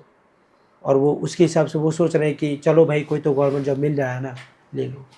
ऐसा नहीं होना चाहिए एक्चुअली, इसका थोड़ा ध्यान देना चाहिए, सबने देना चाहिए, पर parents and government should involve. Government आणि पेरेंट्सचे खूप महत्त्वाचे ऍस्पेक्ट त्याच्यामध्ये असं मला वाटतं. जेव्हा आपण पहिली मीटिंग केली पॉडकास्ट रिगार्डिंग आपल्या क्लासमध्ये, तेव्हा जस्ट मी जेव्हा एंटर केलं क्लासमध्ये, तेव्हा एका क्लासरूममध्ये मला ओमचे उच्चार करत होते मुलं, म्हणजे ते प्रोनाऊन्सिएशन करत होते, ओम ओम. तसंच काही ठिकाणी एक स्पिरिच्युअल म्युझिक ऐकू येत होतं. तर तुम्ही स्पिरिच्युअलिटी आणि एज्युकेशन याला कसं कनेक्ट करताय आपल्या ट्युशन क्लासेसमध्ये? खूप सुंदर. अगोदरच मी तुम्हाला म्हटलं की आपलं जे सनातन काइंड ऑफ म्हणताय किंवा गुरु शिष्य परंपरेत होता, की गुरु शिष्य परंपरेत एक छोटंसं एक त्याच्यातलं मी घेऊ इच्छितो. तो देखते हैं इसमें कैसा रहता था कि गुरुकुल में जाएंगे बच्चे, सारे काम करेंगे, मतलब कि क्लीनिंग से लेकर के सारा चीज़ करेंगे, सब कुछ उनको सारा चीज़ नॉलेज आएगा, ऐसा होता था। और उसमें उनको योग मतलब कि कंसंट्रेशन बढ़ाने की एक प्रथम रीति थी, करते थे। तो उसमें से हमने थोड़ा सोचा कि थोड़ा सा अगर हमने बच्चों को सिखा पाए कि कंसंट्रेशन हमारा कैसे होना चाहिए। और ये ग्रोइंग एज है बच्चों का, एडोलेसेंट एज जिसको बोलते हैं, डाइवर्जन बहुत रहता है। डाइवर्जन बच्चों का उसमें फॉल्ट नहीं है, अगर मतलब कि बायोलॉजिकली अगर देखा जाए तो फॉल्ट नहीं है। उस टाइम पे बहुत सारे केमिकल्स रिलीज होते हैं, तो ऑप्टिमम लेवल पे केमिकल रिलीज होते हैं, ऑप्टिमम लेवल पे बॉडी काम करता है ना। और फिर बच्चों का जो साइकोमोटर होता है या कॉग्निटिव डेवलपमेंट जिसको मैक्सिमम होता है, तो उस टाइम पे उनको जो इच्छा चाहिए वही चाहिए। तो उसको कंट्रोल करने के लिए सबसे बेस्ट होता है योग, कॉन्सेंट्रेशन के लिए, कि वो कॉन्सेंट्रेशन पर रहेंगे ना तो उस टाइम पे कॉन्सेंट्रेट ज़्यादा करेंगे। तो हम 2-3 चीज़ें कराते हैं, ओमकार हो गया, भस्ती क्रिया हो गया, भ्रमरी हो गया, मतलब ओमकारा भ्रमरी। और थोड़ा सा इससे क्या होता है कि अनुलोम विलोम हो गया, जिससे मतलब कि, तो ये 2-3 चीज़ें कराने से होता है कि बच्चे थोड़ा सा कॉन्सेंट्रेट करते हैं। और इस तरह से है, हम मतलब थोड़ा सा मी प्रेक्षकांना हेच सांगू इच्छितो की हा पॉडकास्ट असा पर्टिक्युलर कोणी बघण्यासारखा नाही आहे, म्हणजे की फक्त विद्यार्थ्यांनीच बघावा किंवा पालकांनी बघावा. हा पॉडकास्ट मी सांगेल की विद्यार्थ्यांनी पण बघितला पाहिजे, पालकांनी पण बघितला पाहिजे. तसंच आपल्या गव्हर्नमेंटमध्ये जे एज्युकेशन सिस्टीम चालवत होते त्यांनी तर आवर्जून बघितला पाहिजे हा पॉडकास्ट, जेणेकरून त्यांना काय आयडियाज येतील की आपण काय बदल केल्याने आपली एज्युकेशन सिस्टीम अजून स्ट्रॉंग होईल असं मला वाटतं. सर, आपण आता शेवटाकडे आलोय. जाता जाता मी तुम्हाला एक रिक्वेस्ट करेल, तुम्हाला एक फोन लावायचा आहे. अच्छा, तुम्हाला एका पालकाला फोन लावायचा आहे आणि त्याच्याशी तुम्हाला मुलाचं भविष्य उज्ज्वल होण्यासाठी संवाद साधायचा 1-2 मिनिटं. एक्चुअली दो टाइप के पेरेंट्स होते हैं। तो एक वाला नॉर्मल वाला मतलब कि पूरा छोड़ दिया है, भाई मैंने एडमिशन ले लिया है ना, तो मेरा बच्चा आपके पास है, आप इसको बढ़िया कर दो बस, ये वाला है। तो यहाँ पे ट्रायंगल फॉर्म करने के लिए हम कोशिश करते हैं कि नहीं सर देखिए आपका भी उतना ही रोल है जितना हमारा है। हमारा रोल। तो अगर मैं फ़ोन करूँगा तो पहले मैं ऐसे बोलूँगा कि हाँ देखिए आइए कभी एकेडमी पे थोड़ा बात संवाद हो जाए, मतलब आपके बच्चे का करियर का चल रहा है ना, पिछले 1 साल से आपके बच्चे को पढ़ा रहे हैं, दूसरा साल चल रहा है, थोड़ा सा आइए थोड़ा सा बात करते हैं बैठ करके, है ना, मतलब कि क्या ड्रॉबैक है, क्या कहाँ इम्प्रूवमेंट आया है और क्या काम कर सकते हैं। फॉलोअप लीजिए थोड़ा सा, हमें परेशान करिए भाई, मतलब आप मतलब पैसा दे रहे हैं, पैसा के छोड़िए, आपने एक रिस्पॉन्सिबिलिटी दी है तो आप काम कर रहे हैं कि नहीं कर रहे हैं इसका वेरिफिकेशन थोड़ा करिए। आइए थोड़ा सा मतलब बैठते हैं, देखिए वेरिफिकेशन करिए कि हम काम कर रहे हैं कि नहीं कर रहे हैं। इस तरह से मैं पहले पेरेंट को बोलूँगा। दूसरा जो आते हैं पूछते हैं, वेरीफाई करते हैं, और वेरीफाई करने के बाद में घर पे जाते हैं, 1-2 दिन काम किया उसके बाद में स्टॉप हो जाता है। तो उनको ऐसे बोलूँगा कि अच्छा ठीक है आप आए थे बहुत अच्छा लगा, लेकिन 2 दिन के बाद में जो बच्चे का मतलब फॉलोअप था, आपका साइन जो था नोटबुक पे नहीं दिख रहा है, थोड़ा सा देखिए। अगर करिएगा तो बुढ़ापे में ऐश करिएगा भाई, और नहीं करिएगा तो दिक्कत होगा, फिर हमको ब्लेम मत करिएगा। ऐसी बात है। और ठीक है, इस तरह से बोलेंगे। सर जाता जाता आपल्या पॉडकास्ट एक रिच्युअल आहे, तुम्ही आता आपल्या पॉडकास्टमध्ये जेवढ्या चर्चा झाल्या त्याच्यामध्ये 3 मेन कॅरेक्टर आपण पकडले होते, एक तर गव्हर्नमेंट, स्टुडंट आणि पॅरेंट्स. या तिघांना आपण पॉईंट आउट करून गप्पा मारल्यात. तर या तिघांना तुम्ही अशा काय गोष्टी सांगाल जेणेकरून ह्या एज्युकेशन सिस्टीममध्ये बदल घडू शकतो किंवा त्यांच्या पर्सनल लाईफमध्ये बदल घडू शकतो? ओके, सो बेसिकली माझ्याकडे मतलब हमारे तरफ से कुछ उनको पॉइंट्स जाने चाहिए कि क्या मेजर्स लेने चाहिए कि भाई अपने अपने हिसाब से। तो गवर्नमेंट को सबसे पहले मैं गवर्नमेंट का लूँगा क्योंकि वो सबसे बड़ा है, mother of all fathers and mothers of our country. तो उसको एक मैं ऐसे बोलूँगा कि गवर्नमेंट बढ़िया कर रही है, बट थोड़ा सा अपडेट जो है ना वो आना चाहिए। और प्लीज़ जो जापान में रिचुअल्स वो हमारी कॉपी कर रहे हैं, हमारा सनातन का धर्म का वो कॉपी कर रहे हैं, वो हमारे एजुकेशन सिस्टम में आए, इसका मैं प्रे कर रहा हूँ। प्लीज़ इसको इन्वॉल्व करिए। चूँकि NEP 2020 में थोड़ा सा इन्वॉल्वमेंट दिख रहा है कि एक्टिविटी बेस्ड लर्निंग हो रहा है, बट ये रिचुअल्स वगैरह जो है, rituals in the sense respect वाले जो बात है, योग वगैरह जो इन्वॉल्वमेंट है थोड़ा सा आना चाहिए प्लीज़। ये इन्वॉल्वमेंट सर मैं चाहूँगा। और पेरेंट्स का मैं जहाँ तक कंसर्न है उनको मैं कुछ 2 पार्ट में बताऊँगा कि एक आप क्या करना चाहिए और एक क्या नहीं करना चाहिए। तो सबसे पहले मैं दूसरा वाले में आऊँगा क्योंकि सबको वो प्यारा है, नहीं करना है क्या प्यारा है। नहीं करेंगे परफेक्ट, तो वो पहले लेंगे। तो ऐसा है कि take some time before giving something to your kid और टू योर वर्ड। मतलब आप अपने बच्चे को कुछ देना चाह रहे हो ना, हर पेरेंट्स का रहता है कि मुझे कम मिला है ना तो मैं अपने बच्चे को दूं, लेकिन वो देने का जो टाइमिंग है ना उसको थोड़ा सा समय लीजिए, रोकिए थोड़ा सा, फिर दीजिए, ताकि उस बच्चे को पता चले कि इसका कीमत क्या है। आजकल के बच्चों को कीमत नहीं पता चलता है, मिला है क्या तोड़ दो फेंक दो, कोई दिक्कत वाली बात नहीं है।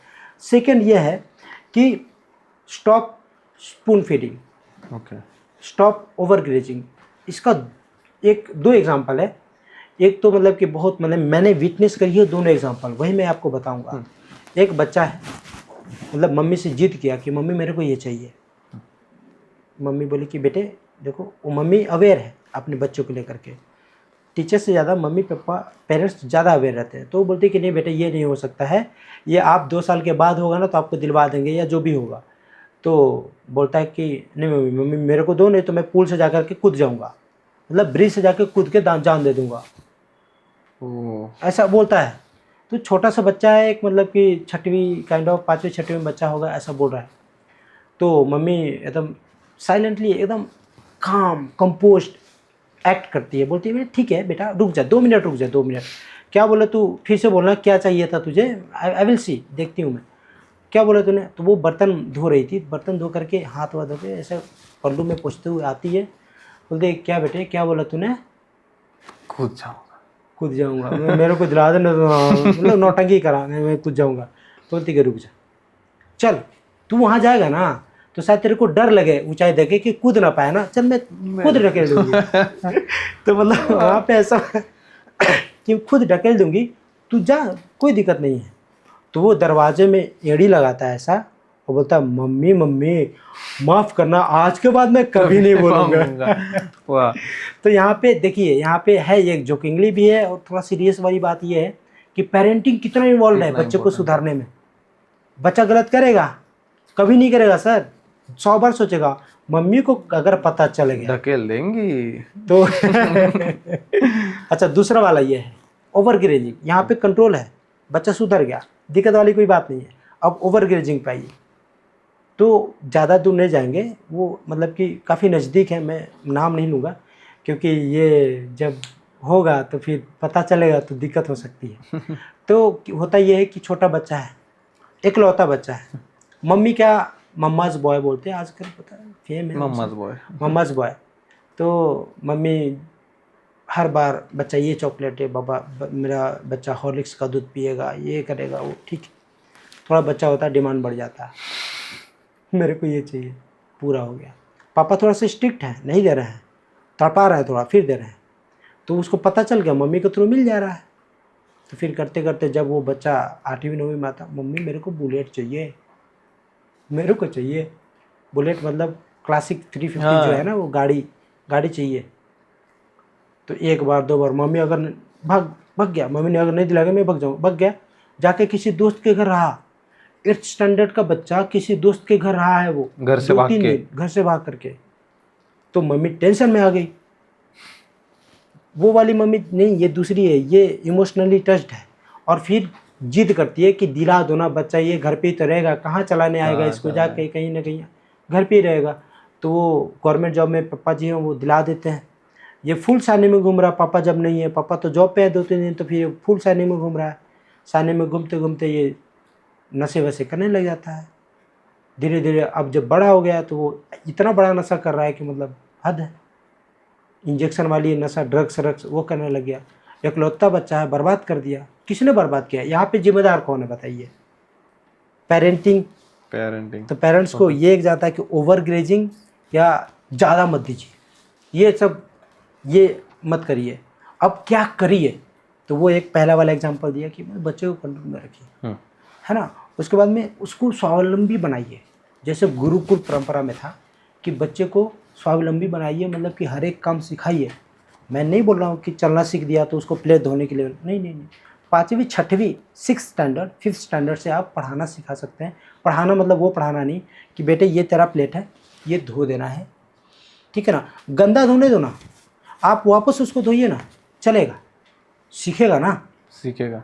प्लेट धोना सिखाइए, आदत लगेगी उसको। नहाने के बाद चड्डी धोना सिखाइए, ठीक है ना। टाइम लेगा भाई, मतलब ठीक है, बढ़िया से नहीं धोया, आप फिर से धो दीजिए उसको, बट उसको सिर्फ रिलैक्स बनाइए उसको, बराबर, ठीक है।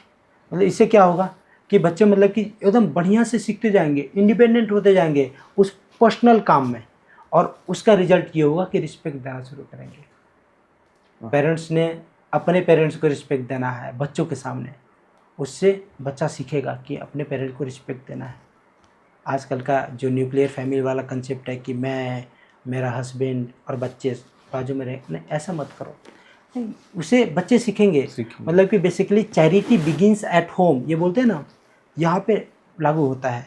और ऐसा है कि जो बच्चा 10th 12th में स्पेशली है, मतलब कि बहुत दिक्कत वाली बात है कि 10th 12th में है ना, तो उनसे ना पेरेंट्स को बात करने का समय ही नहीं है। तो पेरेंट्स ने बच्चों से बात करनी चाहिए, एटलीस्ट हाफ एन आवर, आधा घंटा बात करो आप, रोज करनी चाहिए। कन्व्हर्सेशन होना चाहिए। मग कन्व्हर्सेशन झालं तर खूप सुंदर आहे ना, म्हणजे त्याच्या डीड्स आणि स्टुपिड डीड्स सगळे कळतील आपल्याला हळूहळू। त्याच्यानंतर पोरगा काय आहे, कसं आहे हे कळल्यानंतर मग ते सुधारणा करता येईल त्याच्यामध्ये। आणि शेवटचा एक पॉईंट असा आहे की ट्यूशन क्लास हो या स्कूल हो, पेरेंट ने फॉलोअप लेना चाहिए। कुछ साल के बाद मत लो भाई, रिजल्ट लेने जा रहे हो सर मेरे बच्चे का रिजल्ट ऐसा कैसा है, नहीं ऐसा नहीं।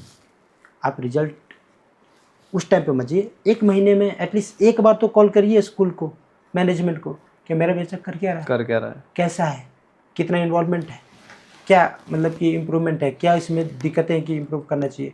क्योंकि सबसे बड़ा अगर ज्ञान है या सबसे बड़ा इन्वेस्ट करेंगे आप, पैसा नहीं होता है, पैसा बोलेंगे हम कि इन्वेस्टमेंट है, पैसा इन्वेस्टमेंट सबसे बड़ा नहीं है, सबसे बड़ा इन्वेस्टमेंट है एजुकेशन। एज्युकेशन तो इस पे ध्यान देना जरूरी है। ये हो गया पेरेंट्स के लिए। आय थिंक या फॉलोअपनी त्यांच्या करिअर जो मगाशी आपलं जो डिस्कशन झालं की करिअर निवडतानाची जी गोंधळ होतो किंवा होतो, ह्या फॉलोअपनी त्याला खूप मदत होईल आय थिंक पॅरेंटिंगला, Yes, पॅरेंट्सला त्या गोष्टीचं.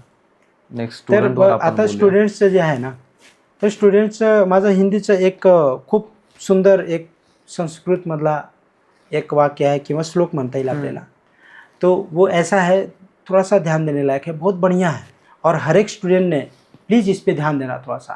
तो ये एक संस्कृत का बहुत बढ़िया श्लोक है. तो ये ऐसे है, काकचेष्टा बकु ध्यानम स्वान निंद्रा तथैव च अल्पहारी गृहीतागी विद्यार्थी 5 लक्षणम. ओके. तो ये 5 लक्षण है विद्यार्थी के लिए. मतलब किसी विद्यार्थी को अगर बढ़िया से स्वावलंबी होना है, सक्सेस होना है, तो ये 5 है, बहुत बढ़िया है. देखिए इसको हम तोड़ करके थोड़ा सा बताने की कोशिश करेंगे, किसी किसी को में भी दिक्कत होगी तो. काकचेष्टा यानी कि कौवे का जो मूवमेंट होता है कितना क्विक होता है, मतलब चेष्टा, काकचेष्टा. बगु ध्यानम, बगुले की तरह ध्यान, बगुला मराठी में बगळा. बगड़ा, यस बगड़ा म्हणतात. तर काकचेष्टा बकु ध्यानम मतलब बगुले की तरह ध्यान. स्वान निंद्रा, स्वान मतलब होता है कुत्ता, कुत्ते की तरह नींद होनी चाहिए. नींद कितना क्विक रहता है, अगर ऐसे गया ना खटाक से उठ जाता है, तो स्वान निंद्रा. अल्पहारी मतलब थोड़ा खाना, नॉर्मल खाना, न्यूट्रिशन होना चाहिए और नॉर्मल खाना चाहिए. इतना मत खाओ कि आलस आ जाए, नींद सो जाए, पढ़ना था सो गए. और गृह त्यागी, मराठीत आपण गृहत्यागी असं म्हणतो. तर गृहत्यागी म्हणजे की घर सोडून लांब जाऊन अभ्यास करणं. ह्याचं बेस्ट एक्झाम्पल आपलं शहर पुणे शहर जर नीट बघितलं तर. आणि पुणे युनिव्हर्सिटी जे आहे आपले म्हणजे की पुण्याचं हृदयात बसलेलं आहे आणि त्याला आपण म्हणतो कैम्ब्रिज यूनिवर्सिटी ऑफ ईस्ट. का बर नाव दिया है, क्योंकि वहाँ पे जो है ना मतलब कि एकदम खतरनाक टाइप, मतलब बच्चे आते हैं पूरे देश से आते हैं, देशी नहीं अलग अलग कंट्री से भी आते हैं, यहाँ पे हॉस्टल्स लेते हैं. तो अपने देश, अपने घर को त्याग करके, गृह को त्याग करके आया है यहाँ पे पढ़ाई करने के लिए.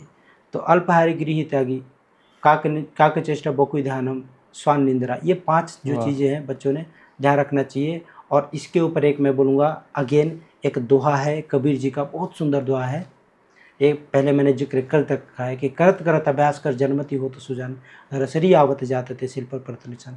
इतना अभ्यास करो इस तरह से कि जैसे हम पत्थर से रस्सी खींचते रहते हैं ना कुएं से पानी निकालने के लिए, पहले था अभी तो नहीं है खैर, तो वो रस्सी ना उस पत्थर को काट देती है. हालांकि हार्ड कौन है, पत्थर की रस्सी, पत्थर हार्ड, लेकिन हार्ड को रस्सी इतना प्रॅक्टिस से काट देती है. तो हे जे आहे ना हे खरंच खूप सुंदर आहे. आणि ह्याला फॉलो जर केला ना तर मग दुसरी गोष्टी किंवा दुसरं काउन्सिलिंग सेशन किंवा जे म्हणतो ना आपण की मला एक दुसऱ्यांना बघायचं आहे किंवा आपण त्याला आजकालच्या फिल्ममध्ये चाललेला आहे की मोटिवेशन घ्यायची आहे, तर मोटिवेशन नाही. हा जो श्लोक प्रत्येक विद्यार्थ्यांनी जर अंगीकारला तर त्याला दुसऱ्या कोणत्या टीचरचे किंवा बाकी काही मोटिवेशनची गरजच पडणार नाही असं मी म्हणतो. येस सर, जाता जाता मला तुम्हाला एक विचारायचं आहे. आता तुम्ही जसं तुमचं इंट्रोडक्शन दिलं, you are from non Maharashtrian, तुम्ही बिलॉंग करता बिहारमधून. आपण गप्पा मारताना खूप मराठी असं गोड तुम्ही खूप गोड मराठी बोलले, त्याच्यामागचं रहस्य काय आहे मराठीचं? ऐसा है कि देखिए मैं ये नहीं मानता कि मैं बिहार से हूँ, महाराष्ट्र से हूँ या जम्मू कश्मीर से हूँ या कर्नाटक केरला से हूँ. मैं अपने अखंड भारत से हूँ. वाह. ये चीज़ ध्यान में रखना चाहिए कि मैं अपने इंडिया से हूँ. और हर एक संस्कृति का एक स्वीटनेस है, बहुत सुंदर चीज़ें हैं.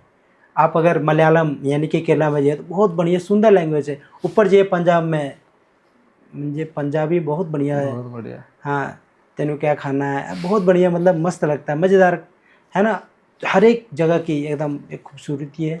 और ऐसा होना चाहिए कि हमने आज तो थोड़ी दिन पहले अगर आप देखिएगा तो बहुत कॉन्ट्रोवर्सी चल रहा था, हमारे इधर का लैंग्वेज है, इधर का लैंग्वेज. प्लीज़ यार, हम अखंड भारत हैं यार, जे लँग्वेज बॅरियर, भारत बन के रहना चाहिए. लँग्वेज बॅरियर सोडून मी भारतीय आहे याच्यावर आपण इस पे ध्यान देना चाहिए. और दूसरा ये बात है कि जहाँ पे जाइए वहाँ का लँग्वेज सीख लीजिए यार.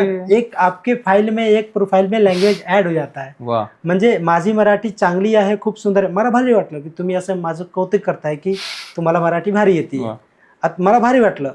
तसंच हिंदी है भाई, आप भी थोड़ी थोड़ी हिंदी कहीं कहीं ऐड किए. हिंदी भी उतनी सुंदर है। Thank you. इंग्लिश हम ये अपना नहीं है इंग्लिश, फिर भी हम इंग्लिश बोल पढ़ते रहे हैं।